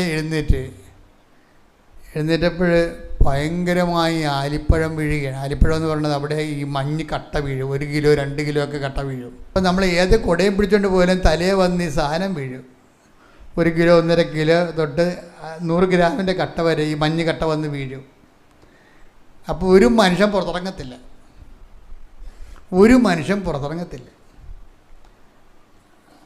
അപ്പം നിതയുടെ മലയാളികൾ പറഞ്ഞ് ഇന്ന് പോകരുത്, ഇന്ന് ആലിപ്പഴം വീഴുന്ന ദിവസമാണ്, ഇന്ന് പോകരുത്. ഇന്ന് പോയാൽ എന്തെങ്കിലും അപകടം ഉണ്ടായാൽ ആരും വഴിക്കിടക്കേ ഉള്ളെന്ന് പറയും. അപ്പോൾ ഇവരോട് പരിശുദ്ധാത്മ പറയും, നീ പോകണമെന്ന്. നിൻ്റെ വഴികളിൽ നിന്നെ സംരക്ഷിക്കാൻ ഞാൻ എൻ്റെ ദൂതന്മാർ. ശ്രദ്ധിക്കട്ടെ, ഹല്ലേലൂയ.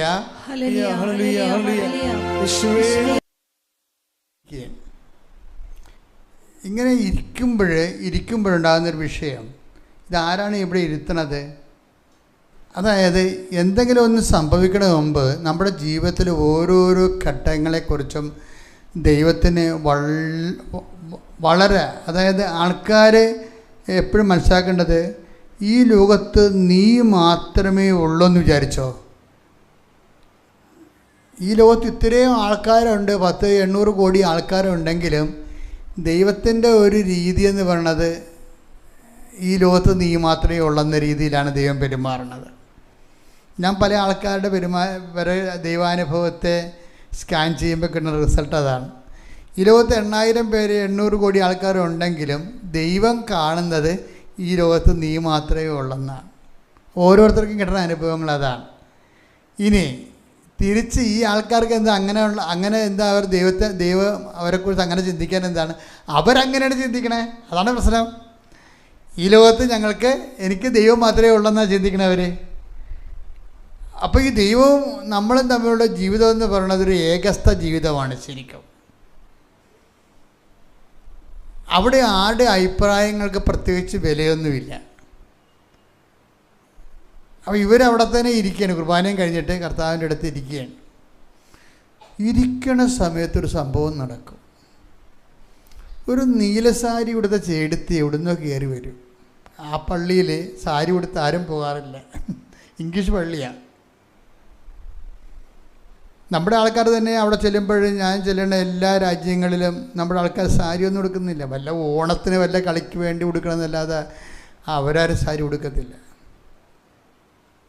എല്ലാ രാജ്യങ്ങളിലും അങ്ങനെയാണ്. അപ്പോൾ ഇവരിങ്ങനെ ഇരിക്കുമ്പോൾ, ഇതെങ്ങനെ ഇരിക്കുമ്പോൾ ഒരു നീലസാരി ഉടുത്ത് ഒരു സൈഡത്ത് കയറി വരും. ഒരു 55 വയസ്സ് കയറി വന്നിട്ട് ഇവളുടെ പുറകെ വന്ന് തൊട്ടു. എന്ത് പരിപാടി എന്ന് ചോദിക്കും. എന്താണ് എന്ന് ചോദിക്കും. പറഞ്ഞു, ജോലിയൊന്നും ആയില്ല, തിരിച്ചു പോകാൻ പോയി. അപ്പോൾ ഉടനെ ഒരു സ്ലിപ്പ് കൊടുക്കും. ഇതൊരു നമ്പറാണ്, ഇതിൽ വിളിച്ചാൽ നിനക്ക് ജോലി കിട്ടുമെന്ന് പറയും. ഉടനെ ആ ചേട്ടത്തി ഇറങ്ങിപ്പോവുകയും ചെയ്തു. അവരോട് ഇവർ ചോദിച്ചാലും നിത ചോദിച്ചു, ചേച്ചിയുടെ പേരെന്താ? മരിയ.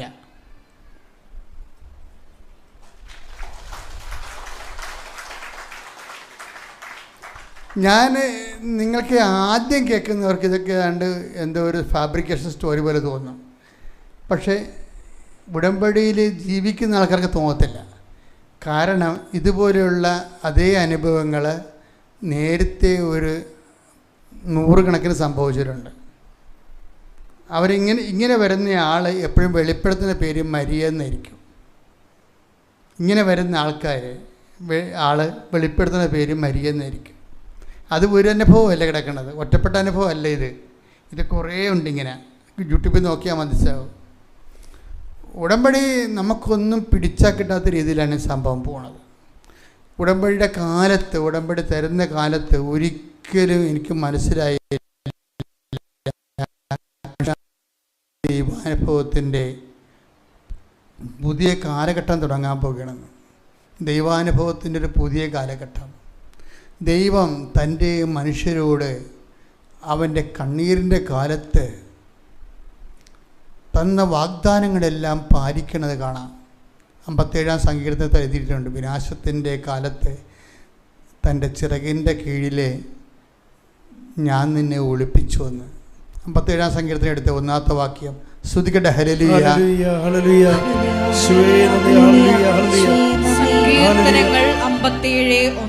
സങ്കീർത്തനം 57:1. എന്നോട് കൃപയുണ്ടാകണമേ, എന്നോട് കൃപയുണ്ടാകണമേ. ദൈവമേ എന്നോട് കൃപ തോന്നണമേ, എന്നോട് കൃപ തോന്നണമേ. അങ്ങയിലാണ് ഞാൻ അഭയം തേടുന്നത്. വിനാശത്തിന്റെ കൊടുങ്കാറ്റ് കടന്നു പോകുവോളം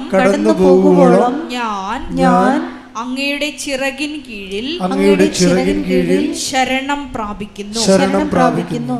ഇത് എത്രയോ നൂറ്റാണ്ട് മുമ്പ് എഴുതിയിട്ടുള്ള ദൈവാനുഭവമാണ്. വിനാശത്തിൻ്റെ കൊടുങ്കാറ്റ് കടന്നു പോവുകയാണ് അവളുടെ ജീവിതത്തിൽ. അവൾ തിരിച്ചു പോകാൻ പോവുകയാണ്. പണവും നട്ട്, ജോലിയും നട്ട്, ജീവിതവും പോയി, ഇങ്ങനെ പോയി. വിനാശത്തിൻ്റെ കൊടുങ്കാറ്റ് കടന്നു പോവുകയാണ്. ഇവൾ ഈ പള്ളിയിൽ തന്നെ ഇരിക്കുകയാണ്. അതിൻ്റെ അർത്ഥം എന്താണ്? വിനാശത്തിൻ്റെ കൊടുങ്കാറ്റ് കടന്നു പോകുവോളോ ഞാൻ അങ്ങയുടെ ചിറകിൻ്റെ കീഴിൽ തന്നെ അഭയം പ്രാപിക്കുന്നു. ഒന്നൊരു വായിച്ചത്. വിനാശത്തിന്റെ കൊടുങ്കാറ്റ് കടന്നു പോകുവോളം ഞാൻ അങ്ങയുടെ ചിറകിൻ കീഴിൽ ശരണം പ്രാപിക്കുന്നു. ഇത് ശരണമെന്നാണ് ഇവിടെ എഴുതിയിരിക്കുന്നത്. ട്രസ്റ്റ്. ശരണമെന്ന് വെച്ച് കഴിഞ്ഞാൽ നമുക്കറിയാമല്ലോ, വിശ്വാസത്തെക്കാളും വലുതാണ് ഈ ശരണമെന്ന് പറയണത്.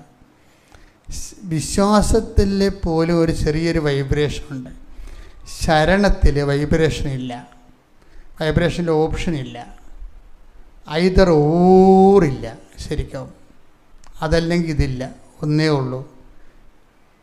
ശരണത്തിൻ്റെ പ്രത്യേകത അതാണ്. ശരണമെന്ന് വെച്ച് കഴിഞ്ഞാൽ ദൈവത്തിൽ എവിടുന്നെങ്കിലും എനിക്ക് ജീവിച്ചാൽ മതി. ചില ആൾക്കാർ പറയല്ലേ, എന്തായാലും ശാസ്ത്രമായാലും IVF ആയാലും IUF ആയാലും എനിക്ക് കൊച്ചിനെ കിട്ടിയാൽ മതി. അത് സഭയുടെ പഠനമുണ്ടാ, ദൈവം തീരുമാനിച്ചിട്ടുണ്ടോ ഇല്ലെന്നല്ല, എനിക്ക് കൊച്ചിനെ മതി. അങ്ങനെ എടുക്കുന്നവരുണ്ട്. ചില ആൾക്കാർ ശരണപ്പെടും. എന്താണ്? എനിക്ക് കുഞ്ഞിനെ വേണമെങ്കിൽ കർത്താവ് തരണം, അല്ലെങ്കിൽ കർത്താവ് തരാത്ത കുഞ്ഞിനെ എനിക്ക് വേണ്ടെന്നിരിക്കും. അതാണ് നിലപാടുകളാണ് ശരിക്കും പറഞ്ഞാൽ. വിശ്വാസ ജീവിതമെന്ന് പറയുന്നതിൻ്റെ പരിധി, വിശ്വാസ ജീവിതത്തിലെ ആൾക്കാർ പരാജയപ്പെടാൻ കാരണം നിലപാടിൻ്റെ പാളിച്ചയാണ്. വിശ്വാസ ജീവിതത്തിൽ പലപ്പോഴും, ഇപ്പം നമ്മൾ പലപ്പോഴും ഇവിടെ സാക്ഷ്യങ്ങൾ പറയുന്നുണ്ടെങ്കിലും നിങ്ങൾ എൻ്റെ മുഖത്ത് ശ്രദ്ധിച്ചാൽ മനസ്സിലാകും അത് സാക്ഷ്യമല്ലെന്ന് എനിക്കറിയാം. കാര്യം ഇവർ ടെസ്റ്റഡ് അല്ല. ഇവർക്ക് ഇതിനേക്കാൾ വേറൊരു ഓപ്ഷൻ കൊടുത്തിട്ട് അത് എടുക്കാതെ ദൈവത്തിൻ്റെ വചനത്തിൽ അധിഷ്ഠിതമായി നിലനിന്നതിൻ്റെ പേരിൽ എടുത്ത നിലപാടിൽ നിന്നാണ് ശരിക്കും പറഞ്ഞ വിശ്വാസി അനുഗ്രഹങ്ങളെ പങ്ക് പറ്റേണ്ടത് അങ്ങനെയാണ്. അപ്പം നിതയെ സംബന്ധിച്ചിടത്തോളം കറക്റ്റായിട്ട്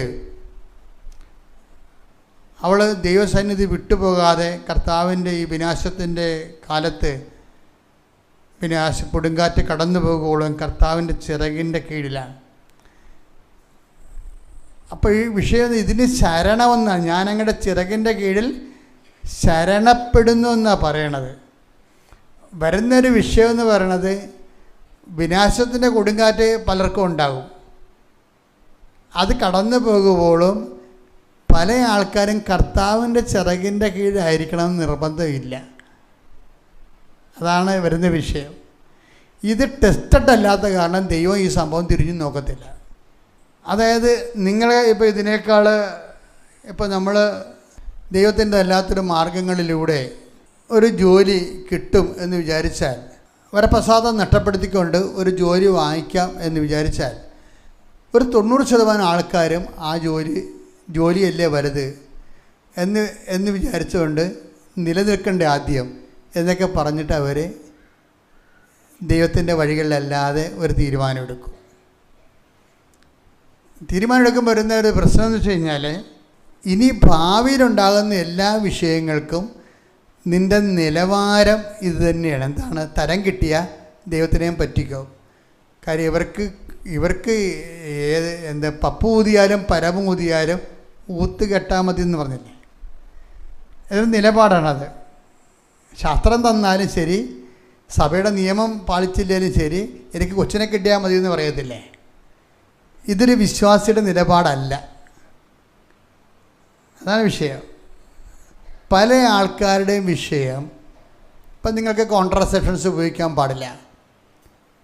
സഭയുടെ നിയമം നാച്ചുറലായിട്ട് നിങ്ങൾ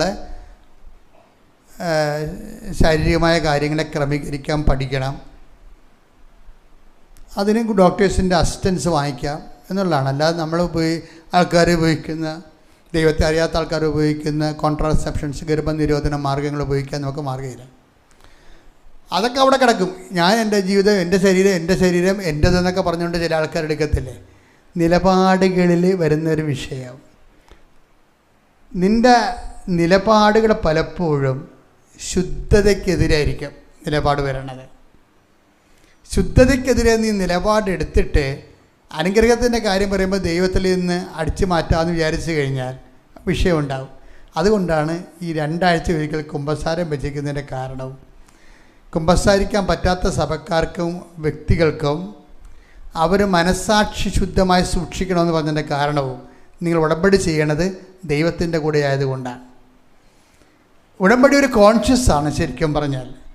അത് ഇന്ന കാര്യത്തിന് ഉടമ്പടി. നിങ്ങൾ പലപ്പോഴും ഉടമ്പടി ചെയ്യണത് ജോലിക്ക് വേണ്ടി, വീടിന് വേണ്ടി, പെൻഷന് വേണ്ടി, PR-ന് വേണ്ടി. അങ്ങനെ ഒരു ഉടമ്പടി സാധ്യമല്ല. നിങ്ങൾ ചെയ്യണത്, ഉടമ്പടി ചെയ്യണത് ദൈവവുമായിട്ടാണ്, നിങ്ങളുടെ ജോലിയുമായിട്ടോ നിയോഗമായിട്ടോ ഒന്നുമല്ല. ചില ആൾക്കാരങ്ങനെ തെറ്റിദ്ധരിച്ചിട്ടുണ്ട്. നമുക്ക് ഉടമ്പടി ഒരു വസ്തുവായിട്ടോ ഒരു ആനുകൂല്യമായിട്ടോ ഒരു അനുഗ്രഹമായിട്ടോ we can make any covenant. നമുക്കങ്ങനെ കവനൻറ്റ് ചെയ്യാൻ പറ്റത്തില്ല. നമ്മൾ കവനൻറ്റ് ചെയ്യണത് ദൈവത്തോടാണ്. അപ്പം നമ്മുടെ മുമ്പിലുള്ള ഓപ്ഷൻ എന്താ? പ്രാർത്ഥിക്കുക, കർത്താവായ ദൈവമേ, സത്യസന്ധമായി സുവിശേഷ വിഹിതമായി നിന്നോടുള്ള ഉടമ്പടിയിലെ വിശുദ്ധതയോടെ ജീവിക്കുവാൻ എന്നെ അനുഗ്രഹിക്കണമേ. നിത എന്നാ ചെയ്യുന്നറിയാവോ? ഈ മാതാവ് കൊടുത്ത നമ്പറിലെ അത് മാതാവാണെന്നുള്ളതാണ് നിതയുടെ ആന്തരികമായ ബോധ്യം. ഈ നമ്പറിൽ ഇവൾ വിളിക്കുമ്പോൾ എന്താ വിഷയം എന്ന് വെച്ചാൽ, അതൊരു വാട്സപ്പ് ഗ്രൂപ്പിലെ നമ്പരാണ്, മലയാളി വാട്സപ്പ് ഗ്രൂപ്പിൻ്റെ നമ്പരാണ്. ഈ നമ്പറിൽ ഈ വാട്സപ്പ് ഗ്രൂപ്പിൽ 50 പേരുണ്ട്. ആരും റെസ്പോണ്ട് ചെയ്യത്തില്ല. 4 പേര് റെസ്പോണ്ട് ചെയ്യും. എന്താ ചെയ്തിരിക്കണമെന്ന് വെച്ച് കഴിഞ്ഞാൽ, ഞാൻ നാളെ രാജ്യം വിട്ട് പോവുകയാണ്. നിത എഴുതിയിരിക്കണ ഇതാണ്, വാട്സപ്പിൽ മെസ്സേജ് ഇതാണ്. ഞാൻ രാജ്യം വിട്ട് പോവുകയാണ്. എനിക്കിതുവരെ ഞാൻ 6 മാസം ഇവിടെ വന്നിട്ട് എനിക്ക് ജോലിയൊന്നും ആയില്ല. നിങ്ങൾക്കറിയാവുന്ന ഹോസ്പിറ്റലിൽ ജോലി എവിടെയെങ്കിലും ഉണ്ടെങ്കിൽ എന്നെ ഒന്ന് അറിയിക്കണമെന്നുള്ളതാണ് മെസ്സേജ്. അതിൻ്റെ അകത്ത് 46 പേരും റെസ്പോണ്ട് ചെയ്തില്ല. 3 പേര് റെസ്പോണ്ട് ചെയ്ത്, 4 പേര് റെസ്പോണ്ട് ചെയ്ത്. അതിൽ 3 പേര് എൻജിനീയേഴ്സാണ്. അവർ പറഞ്ഞു, സോറി, ഞങ്ങൾ എൻജിനീയേഴ്സാണ്, ഞങ്ങളെ മെഡിക്കൽ ഫീൽഡിലല്ലെന്ന് പറയും.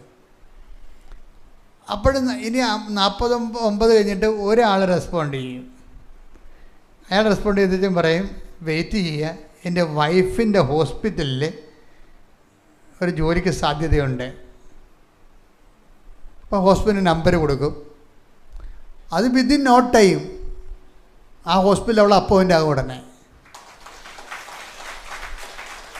ഇത്രയും സ്പീഡാണ്.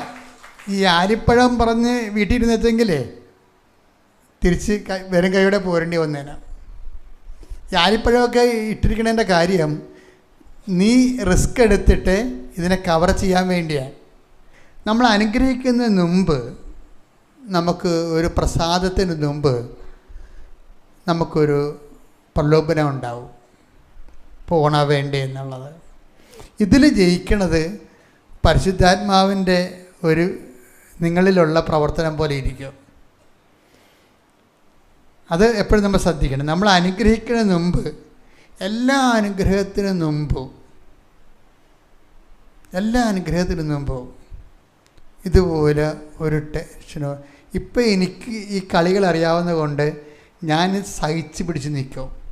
എനിക്കിതുപോലെ ആവശ്യമില്ലാത്ത രോഗവും ഛർദിയും പനിയും ബോധക്കേടും ഒക്കെ വരും. ചില സമയത്ത് ഇവർ എന്നെ എടുത്തുകൊണ്ട് പോകണം കാണാം ഇവിടുന്ന്. പിന്നെ 2 ദിവസം കഴിഞ്ഞ് ഞാൻ വരും, അല്ല 3-ാം ദിവസം വരും. അപ്പോഴൊക്കെ ആ സമയത്തൊക്കെ ഒരു ബോധം ഉണ്ടാകത്തില്ല. പനി കയറി തലക്കടിക്കും. കാര്യം ജനങ്ങളുമായിട്ടല്ല ഇടപെടണത്. അപ്പോഴൊരു 100 പേരെ കഴിഞ്ഞാൽ ആടയ്ക്കുന്ന ഒരാളെ അടുക്കുന്നെങ്കിലും വല്ല H1N1 പിടിക്കും, ഒരു സംശയമില്ല. എനിക്കറിയാം, അത് വരുമ്പോൾ നമുക്കറിയാം. പക്ഷെ നമ്മുടെ ജോലി അതല്ലേ, നമ്മുടെ ജോലി അതാണല്ലോ. ആൾക്കാരെ കാണാതിരിക്കുക.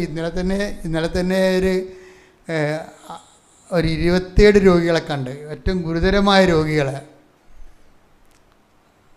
അപ്പോൾ സ്വാഭാവികമായിട്ടും ഇങ്ങനെ ഒരു സിറ്റുവേഷൻസ് ക്രിയേറ്റ് ചെയ്താൽ നമുക്ക് ഇപ്പോഴറിയാം, ഇത് കഴിയുമ്പോൾ, ഈ വിനാശത്തിൻ്റെ കൊടുങ്കാറ്റ് കടന്നു പോയി കഴിഞ്ഞാൽ കർത്താവ് നമ്മളെ അനുഗ്രഹിക്കുമെന്നറിയാം. ഈ എല്ലാ അനുഗ്രഹത്തിൻ്റെ മുമ്പും ഇതുപോലെ ഒരു ക്ലേശകാലം ഉണ്ടാവും. അത് നിങ്ങളത് മനസ്സിലാക്കിയിരിക്കണം, നല്ലതായിരിക്കും. എല്ലാ അനുഗ്രഹത്തിൻ്റെ മുമ്പിലും ചിലപ്പോൾ വീട്ടിൽ കലഹം ഉണ്ടാകും, വീട്ടിൽ ഭിന്നത ഉണ്ടാകും, നിങ്ങൾ ഇഷ്ടപ്പെട്ടവർ ഇഷ്ടപ്പെടാതിരിക്കും, സ്നേഹിച്ചവർ മിണ്ടാതിരിക്കും. Let them do their duty.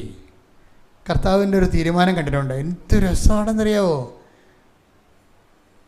ഇതാ ലോകത്തിൻ്റെ അധികാരി വരുന്നു, അവന് എൻ്റെ മേൽ കാര്യമൊന്നുമില്ല, മനുഷ്യപുത്രൻ എഴുതപ്പെട്ടിരിക്കുന്ന പോലെ കടന്നു പോകും. എന്ത് മനോഹരമാണ് കർത്താവിൻ്റെ വാക്ക്.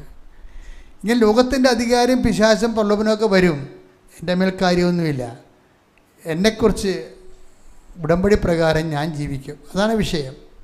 നമ്മളെ സംബന്ധിച്ചിടത്തോളം വ്യക്തതയുണ്ട് ജീവിതത്തിലെ. ഇങ്ങനെ പല വീട്ടിൽ ഉണ്ടായിരിക്കുകയും ഭർത്താവ് വെള്ളമടിക്കുകയും അല്ലെങ്കിൽ വല്ല സംശയം കാണിക്കുകയും നമ്മളോട് ചിലപ്പോൾ ഒരു വിപ്രതിപത്തി കാണിക്കുകയും നമ്മളെ അവഗണിക്കുകയും നമ്മൾക്ക് പകരം മക്കൾക്ക് പ്രാധാന്യം കൊടുക്കുകയും ഒക്കെ ചെയ്യും. വീട്ടിലങ്ങനെ പല മിന്നലാട്ടങ്ങൾ നടക്കും. നമുക്ക് സങ്കടപ്പെടുന്ന രീതിയിലുള്ള മിന്നലാട്ടങ്ങൾ നടക്കും. ചിലപ്പോൾ നിങ്ങൾ വീട്ടിൽ ഒറ്റപ്പെട്ടെന്ന് വരും, ചിലപ്പോൾ വീട്ടിൽ ശീതസമരം നടക്കുകയായിരിക്കും. എന്നാൽ അതിൻ്റെ പേരിൽ ഗ്രൂപ്പിസം ഉണ്ടാകും. അങ്ങോട്ടും ഇങ്ങോട്ടും എന്നിട്ട് ദൈവത്തെ അറിയാൻ പാടില്ലാത്ത ആൾക്കാർ നമ്മളെ ഒറ്റപ്പെടുത്തിക്കൊണ്ട്, നമ്മളെ നിരാശപ്പെടുത്തിക്കൊണ്ട് നമ്മളെ അടക്കി ഭരിക്കണ കാണാം. Don't mind about that. വിനാശത്തിൻ്റെ കൊടുങ്കാറ്റ് കടന്നു പോകും. നീ എന്ത് ചെയ്യും? കർത്താവിൻ്റെ ചിറകിൻ്റെ കീഴിൽ തന്നെ ഉണ്ടാകണം. കൈയടിച്ച് ശ്രദ്ധിക്കട്ടെ. ഹല്ലേലൂയ. എൻ്റെ പ്രിയപ്പെട്ടവരെ, അച്ഛനിലൂടെ ഈശോ പറഞ്ഞു വരുന്ന ഇതാണ്. നിങ്ങൾ സ്ത്രീ ആയാലും പുരുഷനായാലും ജീവിതത്തിൽ ഇതുപോലെയുള്ള ചില പ്രതികൂല കാലാവസ്ഥകൾ എന്തിനുള്ളതാണെന്ന് ചോദിച്ചു കഴിഞ്ഞാൽ, ഉടമ്പടിയോട് കൂടുതൽ സത്യസന്ധതയും വിശ്വസ്തതയും പുലർത്താനുള്ള. മറ്റൊന്നും നിങ്ങൾ ചിന്തിക്കരുത്. അവരങ്ങനെ പറഞ്ഞല്ലോ, ഇവരിങ്ങനെ പറഞ്ഞല്ലോ, ഞാൻ ഇത്രയും കഷ്ടപ്പെട്ടിട്ട് ഞാൻ ഒരിടത്തും എത്തിയില്ലല്ലോ, ഇങ്ങനെയുള്ള ലോകചിന്തകളൊന്നും പറ്റത്തില്ല. മറിച്ച് ക്ലേശകാലങ്ങൾ വരുമ്പോൾ നമ്മളെപ്പോഴും നമ്മൾ ഉടമ്പടിയോട് കൂടുതൽ വിശ്വസ്തതയും അതുപോലെ തന്നെ സത്യസന്ധതയും പുലർത്തി അങ്ങനെ വരുമ്പോൾ എന്ത് സംഭവിക്കും? നമ്മൾ കർത്താവിൻ്റെ ചിറകിൻ്റെ ഉള്ളിലായിരിക്കും. കൊടുങ്കാറ്റ് കടന്നു പോവുകയും ചെയ്യും. അപ്പോൾ ഉടമ്പടി എല്ലാ പ്രാർത്ഥനകളെക്കാളും ഈ ഒരു വിഷയത്തിലും ടോപ്പാണ്. എന്താ കാര്യം വെച്ചാൽ, നമ്മളെ സംബന്ധിച്ചിടത്തോളം നമ്മൾക്ക് ഇങ്ങനെ ഒരു പ്രതികൂല കാലാവസ്ഥയിൽ ഒരു നിലപാടെടുക്കാൻ പറ്റുന്ന നിലപാട് തറ നമുക്കുണ്ട്. അത് ഉടമ്പടിയാണ്, ഉടമ്പടി ജീവിതമാണ്. നമ്മൾ ഉടമ്പടി ജീവിതം മാത്രം നോക്കിയാൽ മതി. എന്തുമാത്രം ആ ഉടമ്പടി ജീവിതം വെച്ചുകൊണ്ട് ദൈവത്തോട് ഇൻറ്റിമസി ആകാം, അത്തരം നീ ഇൻറ്റിമസി ആകണം. ആ ഉടമ്പടി ജീവിതം വെച്ചുകൊണ്ട് എന്തുമാത്രം ഉടമ്പടി ജീവിതം അർഹിക്കുന്ന ഒരു ആത്മബന്ധം ദൈവവുമായിട്ട് കാണിക്കാൻ പറ്റും. നീ അത്ര കാണിച്ചു പോകണം. നമ്മൾ ആരെയും വെറുക്കുകയോ നമ്മളെ ഉപദ്രവിച്ചവരെ തിരിച്ചുപദ്രവിക്കാൻ പോവുകയോ നമ്മളെ വിഷമിപ്പിച്ചവരെ തിരിച്ച് അവരുടെ നാശം നമ്മൾ കണ്ടിട്ട് സന്തോഷിക്കാൻ പോവുകയോ ഇങ്ങനെ പൈശാചികമായ ഒരു സാധനവും നമുക്കുണ്ടാകാൻ പാടില്ല, ഉണ്ടാവരുതേ. കാര്യം നിങ്ങൾ ദൈവത്തിൻ്റെ ഈക്വൽ പാർട്ട്ണറാണ്, ദൈവവുമായിട്ട് ഉടമ്പടി ചെയ്തിരിക്കുന്ന ആളാണ്. നിങ്ങളായിട്ട് ഉടമ്പടിയുടെ ആ പങ്കാളിത്ത യോഗ്യത നഷ്ടപ്പെടുത്തി കളയരുത്. ഉടമ്പടിക്കൊരു പങ്കാളിത്ത യോഗ്യതയുണ്ട്. പല ആൾക്കാർക്ക് ഒരു അബദ്ധം പറഞ്ഞാൽ അങ്ങനെയാണ്. നിങ്ങളുടെ ശത്രുക്കളുടെ തിന്മ കാണാൻ നിങ്ങൾക്ക് മനസ്സിൽ സന്തോഷം ഉണ്ടാകും. അവൾക്ക് അങ്ങനെ തന്നെ വേണം, അവൾ എന്നെ ഇങ്ങനെ തന്നെ ബുദ്ധിമുട്ടിച്ചതാണ്, തീർന്ന് നിങ്ങളുടെ ഉടമ്പടി ആ വിശുദ്ധി പോയി. നിങ്ങളെപ്പോലെയുള്ള ഒരു ശത്രുവിൻ്റെ പതനം കാണുന്ന അസൂയക്കാരത്തിയെ ഉടമ്പടിയിൽ കൊണ്ടുപോകാൻ ദൈവം ആഗ്രഹിക്കുന്നില്ല. അപ്പം അതുകൊണ്ട് എപ്പോഴും ശത്രുവിൻ്റെ പതനം നമ്മൾ ഒരിക്കലും സന്തോഷിപ്പിക്കരുത്. എന്താ കാരണം? അത് അവർക്കങ്ങനെ വരാതിരിക്കട്ടെ. ശത്രുവിന് പോലും അങ്ങനെ വരാതിരിക്കട്ടെ എന്ന് പറയത്തില്ലേ? എന്ന് പറഞ്ഞ പോലെ എല്ലാവരെയും ആശീർവദിച്ചു കൊണ്ടാണ്, നിങ്ങളെ ആശീർവദിക്കുക മാത്രമേ ചെയ്യാവൂ. Take the word of God. ശ്രുതിക്കട്ടെ ഹല്ലേലൂയ. ആശീർവദിക്കുക മാത്രമേ ചെയ്യാവൂ. Hallelujah, hallelujah, hallelujah.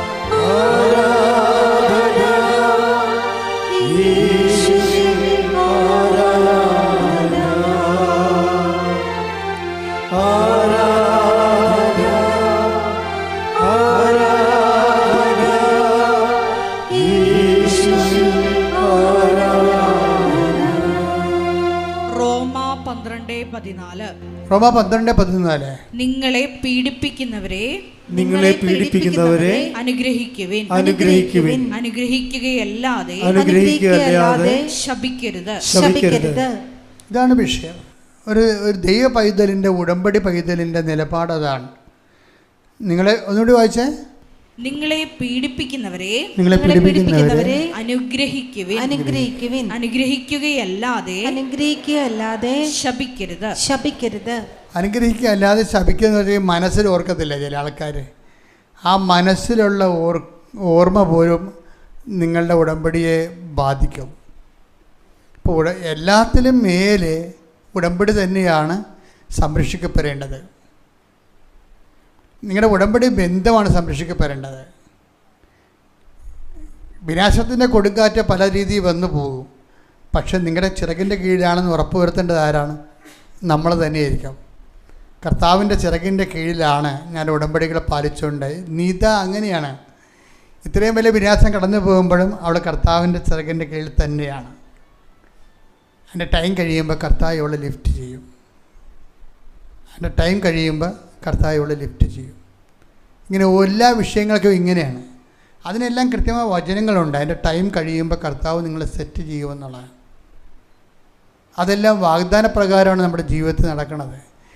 എൻ്റെ മക്കളെ, ഒരു ഉടമ്പടി ഒരു 3 പുതുക്കി കഴിഞ്ഞാലേ നിങ്ങൾ പിന്നെ ശ്രദ്ധിക്കണം. കുറച്ച് എങ്ങനെ ശ്രദ്ധിക്കണം? സൂക്ഷ്മതയുള്ളവരായിരിക്കണം.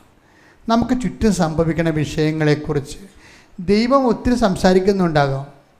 പലപ്പോഴും നിങ്ങൾ കമ്മ്യൂണിക്കേറ്റ് ചെയ്യുന്നുണ്ടാകാം.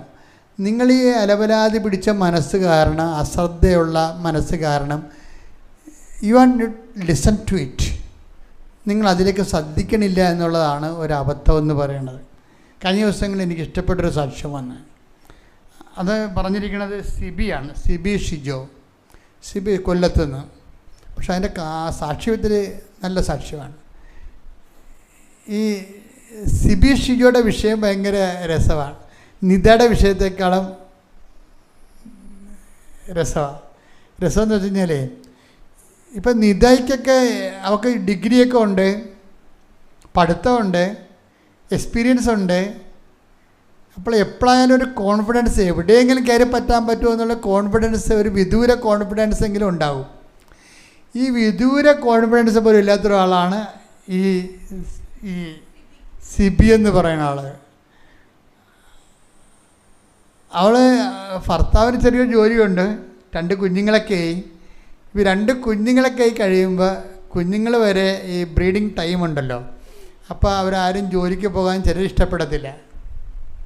കുഞ്ഞുങ്ങളെ എങ്ങനെയെങ്കിലും വളർത്തിയെടുത്തുകൊണ്ട് വരണമെന്നുള്ള ചില അമ്മമാർക്ക് ഭയങ്കരമായ ഒരു കുഞ്ഞുങ്ങളോടുള്ള ശ്രദ്ധയും, കാരണം വേറെ ജോലി കിട്ടില്ലെങ്കിൽ കുഴപ്പമില്ല, പട്ടിണിയാണെങ്കിലും പരുവട്ടമാണെങ്കിലും കുഞ്ഞുങ്ങളെ വളർത്തിയെടുക്കട്ടെ എന്നുള്ള അങ്ങനെ ഒരു ചിന്ത ഉള്ളവരുണ്ട്. ചില ആൾക്കാർ പ്രസവിച്ചിടണമെന്നിട്ട് ആർക്കുണ്ടെങ്കിലും കൈ കൊടുത്തും പോവും, അവർ ജോലിക്ക് പോവും. അങ്ങനെ ഓരോ ടൈപ്പ് മനുഷ്യരാ. അപ്പോൾ ഇത് രണ്ടും ശരിയാണെന്ന് വെച്ചാൽ രണ്ടും ശരിയാണ്. അപ്പോൾ ഇവളുടെ അങ്ങനെ ഈ ടൈപ്പല്ല. ഈ ടൈപ്പ് എന്ന് പറഞ്ഞാൽ അവർക്ക് 2 കുഞ്ഞുങ്ങളെ വളർത്തിയെടുക്കുന്ന സമയത്ത് ജോലിക്ക് പോകാൻ, എന്ത് ജോലിക്ക് പോകണമെന്ന് അറിയത്തില്ല, അതാണ് പ്രശ്നം. 2 കുഞ്ഞുങ്ങളൊക്കെ ഒരു 4 വയസ്സും 2 വയസ്സൊക്കെ ആയി കഴിഞ്ഞപ്പോൾ ചിലവായി, വീട്ടിലെ ചിലവ് കൂടി കഴിഞ്ഞപ്പോൾ ഭർത്താവിൻ്റെ വരുമാനത്തിൽ ഒതുങ്ങണില്ല.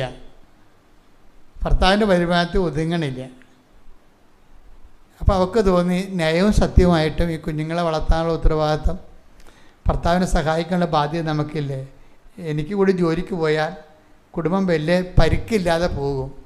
പക്ഷേ ഇവൾക്ക് അറിയത്തില്ല എന്നാ ജോലിക്ക് പോകണമെന്ന്, ഒരു ഐഡിയ ഇല്ല, കാര്യം ജോലിയെക്കുറിച്ച് ചിന്തിച്ചിട്ടില്ല, അതുകൊണ്ടാണ്. അപ്പോൾ ഒരു ചിന്തയും ഇല്ലാതെ, എന്ത് ചെയ്യണമെന്ന് അറിയാൻ പാടില്ലാതെ ഇവൾ വന്ന് ഉടമ്പടി എടുക്കും. ഉടമ്പടിയിലൊരു വിഷയം എന്ന് വെച്ചാൽ, ഉടമ്പടിയിൽ ഈ സത്യമുള്ള ആൾക്കാരാണ് വന്ന് ഉടമ്പടി എടുക്കണമെന്നുണ്ടെങ്കിൽ അവരുടെ കയ്യിൽ ഒന്നും ഉണ്ടാകണമെന്ന് ഒരു നിർബന്ധമില്ല. സത്യമില്ലാത്ത ആൾക്കാർ ഉടമ്പടി എടുക്കുമ്പോഴാണ് കുഴപ്പങ്ങൾ വരണതെല്ലാം. സത്യമുള്ള ആൾക്കാരാണ് വന്ന് ഉടമ്പടി എടുക്കണമെങ്കിൽ, കാര്യം ഉടമ്പടിയെ മാനിച്ചും ഉടമ്പടി ജീവിതത്തെ ആസ്വദിച്ചും, ഉടമ്പടി ജീവിതത്തെ ചില ആൾക്കാർ ഭാരമായിട്ടല്ലേ കാണുന്നത്. അയ്യോ ഇനി 5:30 എഴുന്നേൽക്കണമല്ല, പത്രം കൊടുക്കാൻ പോകണം. ഇപ്പോൾ ഇന്നലെ ഒരു മോളോട് എന്ന് പറയുന്നുണ്ടായിരുന്നു, അത് പറഞ്ഞു, അയ്യോ അമ്മ 4 ഉടമ്പടി എടുത്തതാണ്, ഞാൻ ഉടമ്പടി എടുത്തില്ല.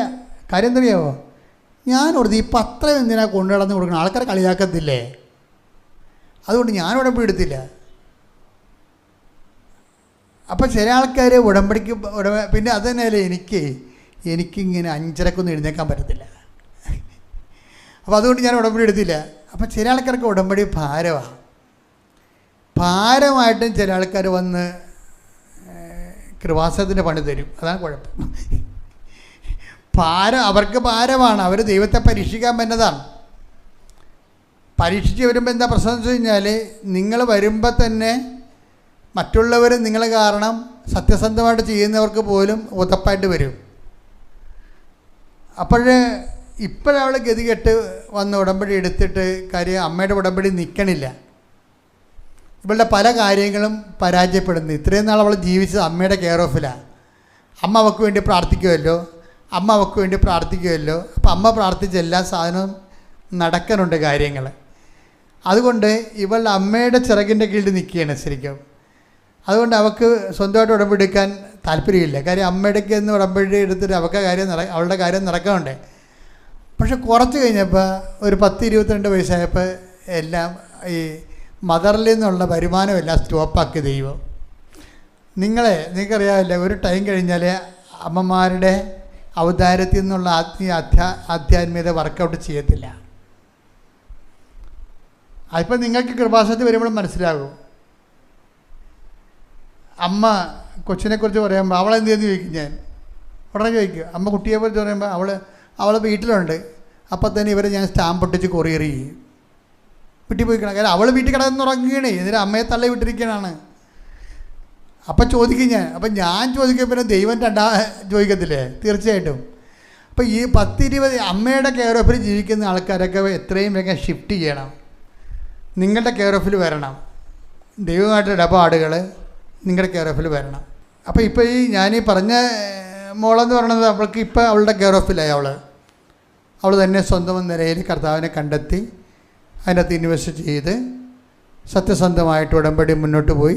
അവളോട് ദൈവം അവളെ റെസ്പോണ്ട് ചെയ്തുകൊണ്ടാണ് ഇന്നലെ സാക്ഷ്യം പറഞ്ഞത്.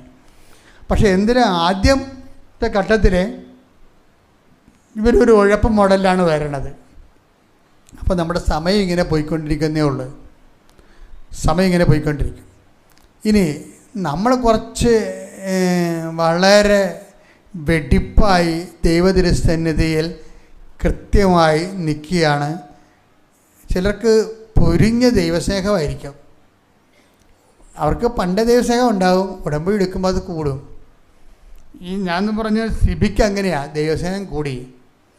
അവർ രണ്ടാമത്തെ മൂന്നാമത്തെ ഉടമ്പടി ആയപ്പോൾ തന്നെ അവിടെ ലൈഫിനെ ദൈവം റെസ്പോണ്ട് ചെയ്യാൻ തുടങ്ങി.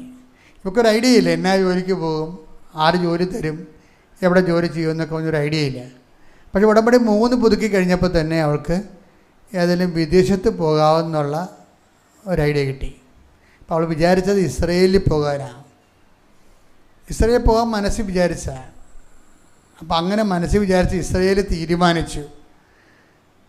തീരുമാനിച്ച ദിവസം ഇവൾ ഉടമ്പടിയിലായത് കാരണം വേറൊരു ആൻറ്റി വന്ന് ഇവളെ കണ്ട്. നമ്മൾ ഉടമ്പടിയിലാകുമ്പോഴുള്ള ഗുണവതാണ്, നമ്മളൊരു സംഭവം തെറ്റായി തീരുമാനിച്ചാൽ അതുവഴി നമുക്ക് നാശമാണ് വരാൻ പോകണമെന്നുണ്ടെങ്കിൽ, അല്ലെങ്കിൽ അതിനേക്കാൾ മെച്ചമായ പ്രൊവിഷൻ ഉണ്ടെങ്കിൽ അമ്മ ഉടനെ ആളെ വിട്ടിട്ട് തിരുത്തും. ഇവളെ ഇസ്രയേലിൽ പോകാൻ തീരുമാനിച്ച ദിവസം ഒരു ആൻറ്റി വന്ന് ഇവളെ കാണും. കണ്ടച്ചും പറഞ്ഞു, നീ ഇസ്രയേലിൽ പോകാൻ തീരുമാനിച്ചോ, അപ്പോൾ നിൻ്റെ ഭർത്താവിനെ കൊണ്ടുപോകണില്ലേ? അവിടെ കൊണ്ടുപോകാൻ പറ്റത്തില്ലെന്ന് പറഞ്ഞു. ഇസ്രയേലിൽ ഭർത്താവിനെ കൊണ്ടുപോകാൻ പറ്റത്തില്ല. അപ്പോൾ ആൻറ്റി ഞാൻ എവിടെ പോകും, പിന്നെ നിനക്ക് ഇറ്റലി നല്ലതാണെന്ന് പറഞ്ഞു. അപ്പോൾ ഇറ്റലി നല്ലതാണെന്ന് പറഞ്ഞെങ്കിൽ അതിൻ്റെയൊക്കെ വിസ പ്രോസസ്സിങ്ങും ഒക്കെ കുറച്ച് പാടാണ്. എന്നാലും ഇനി ഇവൾ ഇറ്റലിയിലേക്ക് മൂവ് ചെയ്ത് പക്ഷേ എൻ്റെ വിഷയം എന്ന് വെച്ച് കഴിഞ്ഞാൽ ഇവൾ ഏറ്റവും കൂടുതൽ പേടിച്ചിരുന്നത് വിസ ഇൻ്റർവ്യൂ ആണ്. വിസ ഇൻ്റർവ്യൂവിന് പോയിട്ടില്ലല്ലോ, ആദ്യം പോവുകയാണ്. അപ്പോൾ എന്ത് ചെയ്യണം, എന്താ പറയണം, അവരെന്ത് ചോദിക്കും, അവരോട് എന്ത് മറുപടി പറയണമെന്നതിനെക്കുറിച്ച് ഇങ്ങനെ പലതും കാണാപ്പാടൊക്കെ പഠിച്ചു വെച്ചിട്ടുണ്ടെങ്കിലും അവിടെ ചെന്നിട്ട് ഭയങ്കര വിറച്ചല്ലിയാണ് ചെല്ലണത്. വിറച്ചല് VFSൽ ഇവർ ചെല്ലുമ്പോൾ ഇവരെ കാണുമ്പോൾ തന്നെ ഇൻ്റർവ്യൂ ഇരിക്കുന്ന ലേഡി പറയും ഗുഡ് മോർണിംഗ് മാഡം എന്ന് പറയും. അതുകൊണ്ട് തന്നെ ഇവിടെ ഐസി പോയി. കാര്യം ഒരു 10-30 കൊല്ലമായിട്ട് ഇവിടെ പരിചയമുള്ള പോലെയാണ് ആ വിസ ഇൻ്റർവ്യൂ ഇരിക്കുന്ന ആൾ സംസാരിക്കുന്നത്. എന്നിട്ട് 1-2 വളരെ ഹൃദ്യമായിട്ട് ചിരിച്ചുകൊണ്ട് 1-2 വർത്തമാനമൊക്കെ പറഞ്ഞ് ഇറ്റ്സ് ഓക്കെ ഓവറെന്ന് പറഞ്ഞു, നിങ്ങൾക്ക് വിസ ആയെന്ന് പറഞ്ഞു. ഇത്രയും സിമ്പിളാണ്. അമ്മ ഒരു വിഷയം ഏറ്റെടുത്താൽ എല്ലാ ഡിപ്പാർട്ട്മെൻറ്റിലും അമ്മ ആളെ വെക്കും. അതാണ് ഉടമ്പടി എന്ന് പറയുന്നത്. അമ്മ ഒരു വിഷയം ഏറ്റെടുത്താൽ, നിങ്ങൾക്ക് ഇത് ഒറ്റപ്പെട്ട സംഭവമാണ്. നിങ്ങൾ ചില ആൾക്കാർ ഇന്ന് പുതിയതായിട്ട് വന്ന ആൾക്കാരായിരിക്കും, ഇത് സ്ഥിരം പരിപാടിയാണ് കൃപാസനത്തിലെ. അമ്മ ഒരു വിഷയം ഏറ്റെടുത്താൽ, നിങ്ങൾ ഉടമ്പടി ഏറ്റവുമെന്ന് തോന്നിയാൽ, അതാണ് വിഷയം. അമ്മ ഏറ്റെടുക്കണമെങ്കിൽ എന്ത് ചെയ്യണം?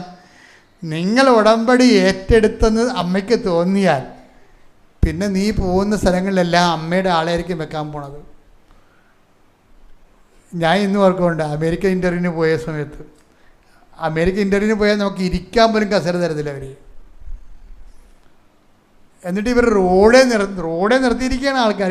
ഞാനുൾപ്പെടെ റോഡേ നിൽക്കുകയാണ് ഈ ഫയലൊക്കെ പിടിച്ചോണ്ട്. ഒരു മനുഷ്യനെ അവർ അതിൻ്റെ അടുത്ത് കയറ്റത്തില്ല. ചെക്ക് ചെയ്ത് ആണ് അവർ ചെയ്യണത്. അവസാനം ഇത്രയും ചെക്കെല്ലാം കഴിഞ്ഞതിന് ശേഷം ഞാൻ നോക്കുമ്പോൾ ഒരു അപ്പച്ചനും അമ്മച്ചും കൂടി നിലയും പിടിച്ചുകൊണ്ട് ഇറങ്ങിപ്പോണം. അത് എൻ്റെ മനസ്സിനെ വല്ലാതെ ബാധിച്ച്. കൽക്കട്ടയിലായിരുന്നു ഇൻ്റർവ്യൂ. അമേരിക്കൻ ധ്യാനത്തിന് ഉള്ള വിസയ്ക്ക് പോയതാണ്. അപ്പം ഞാൻ ഒരു അപ്പച്ചനും അമ്മച്ചും മക്കൾ അവിടെയാണ്, അവിടെ കൂടെ പോയി താമസിക്കാൻ വേണ്ടിയാണ് ഈ ഇൻ്റർവ്യൂവിന് വന്നത്. പക്ഷെ റിജക്റ്റായിപ്പോയി. ഇനി ഒരു കാലത്തും അവർക്ക് പോകാൻ പറ്റത്തില്ല. അത്രയും സ്ട്രിക്റ്റാണ് അവർ. അവർ നോക്കണ ഈ വയസ്സാം കാലത്ത് ഇവരവിടെ കൊണ്ടുപോയിട്ട് അമേരിക്ക ചെലവിന് കൊടുക്കണമെന്നാണ് ചോദിക്കണവർ. അതാണ് വിഷയം. അല്ലെങ്കിൽ ഇവരും എല്ലാം മരിക്കണമെങ്കിൽ കെട്ടിപ്പോക്കുക ഇങ്ങോട്ട് തന്നെ പറഞ്ഞു വരണ്ടേ. ഇങ്ങനെ കുറേ വിഷയങ്ങളുള്ള കാരണം ഇങ്ങനെ റിസ്ക് ഒന്നും അവരെടുക്കത്തില്ല. നമ്മളെ കുഞ്ഞ് ഒരു ദിവസം നമ്മൾക്ക് അപ്പനെ എൻ്റെ കുഞ്ഞാണ് എൻ്റെ മകനാണെന്നൊക്കെ പറഞ്ഞ് അതൊക്കെ പറയാവുന്നേ ഉള്ളൂ. ഒരു പണിയും നടക്കത്തില്ല അവർ. അപ്പോൾ ഇവർ അങ്ങനെ എത്രയോ പേര് നിലയം പിടിച്ചുകൊണ്ടിരുന്നത്.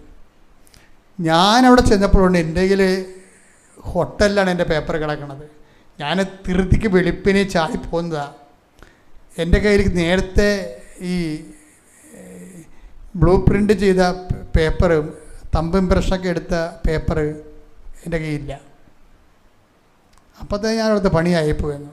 അപ്പം ഞാൻ ജപമാല എഴുതിക്കൊണ്ടിരിക്കുകയാണ്, മൊത്തം ജപമാല എഴുതിക്കൊണ്ടിരിക്കുകയാണ്. ജപമാല ചൊല്ലി ഞാൻ ഈ ആൾക്കാരൊക്കെ പറഞ്ഞു വിടുന്ന സായിപ്പുണ്ട്. ഞാൻ ചെല്ലുമ്പോൾ അയാൾ 5-ാം നമ്പറിൽ ഇരിക്കുകയായിരുന്നു. 5-ാം നമ്പറിലായിരുന്നു കൗണ്ടർ. അവിടെ നിന്നാണ് ഈ ആൾക്കാരെല്ലാം ക്യാൻസൽ ചെയ്യേണ്ടത്. അപ്പോൾ ഞാനോടത്ത് എന്നെയും ക്യാൻസൽ ചെയ്യും. ഞാൻ ചെല്ലുകയും അയാൾ അവിടെ നിന്ന് ക്യാൻസലാക്കി. അതാണ് എൻ്റെ വിറ്റ് എന്ന് പറയണത്. അയാളെ ക്യാൻസലാക്കിയിട്ട് ഒരു നീഗ്രോ ലേഡി വന്ന് കയറിയിരുന്നു. എൻ്റെ കാര്യങ്ങളെല്ലാം നോക്കി.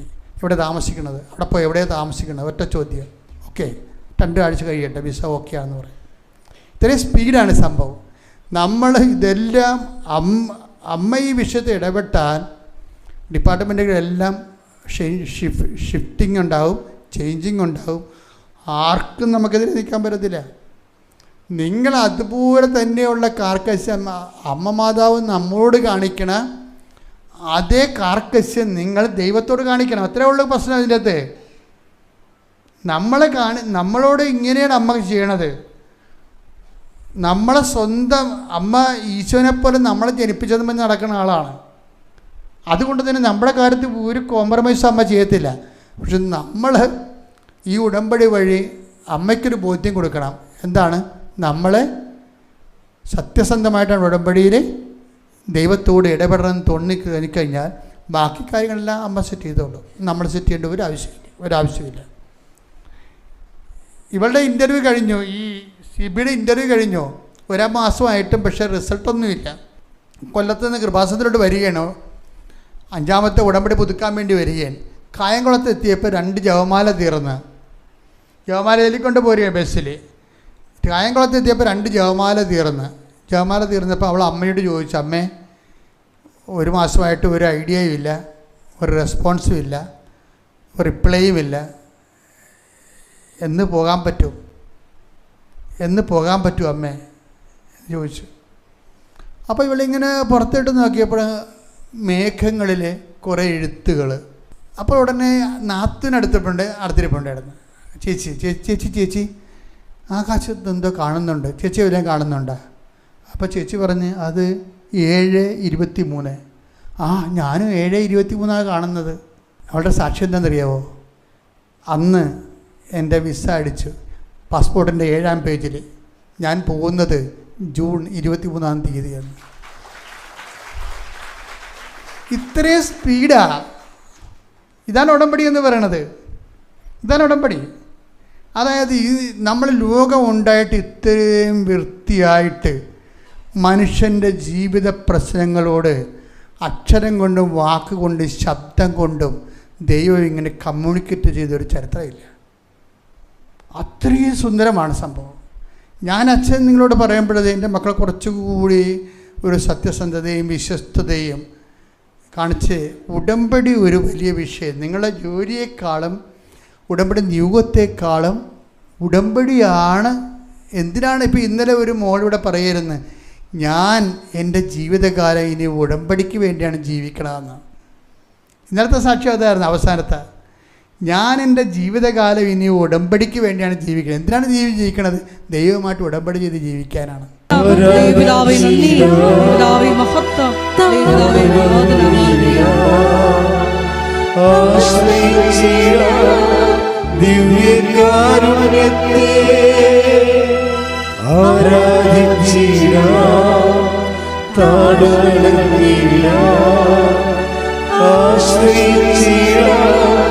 ദിവ്യകാരുണ്യത്തെ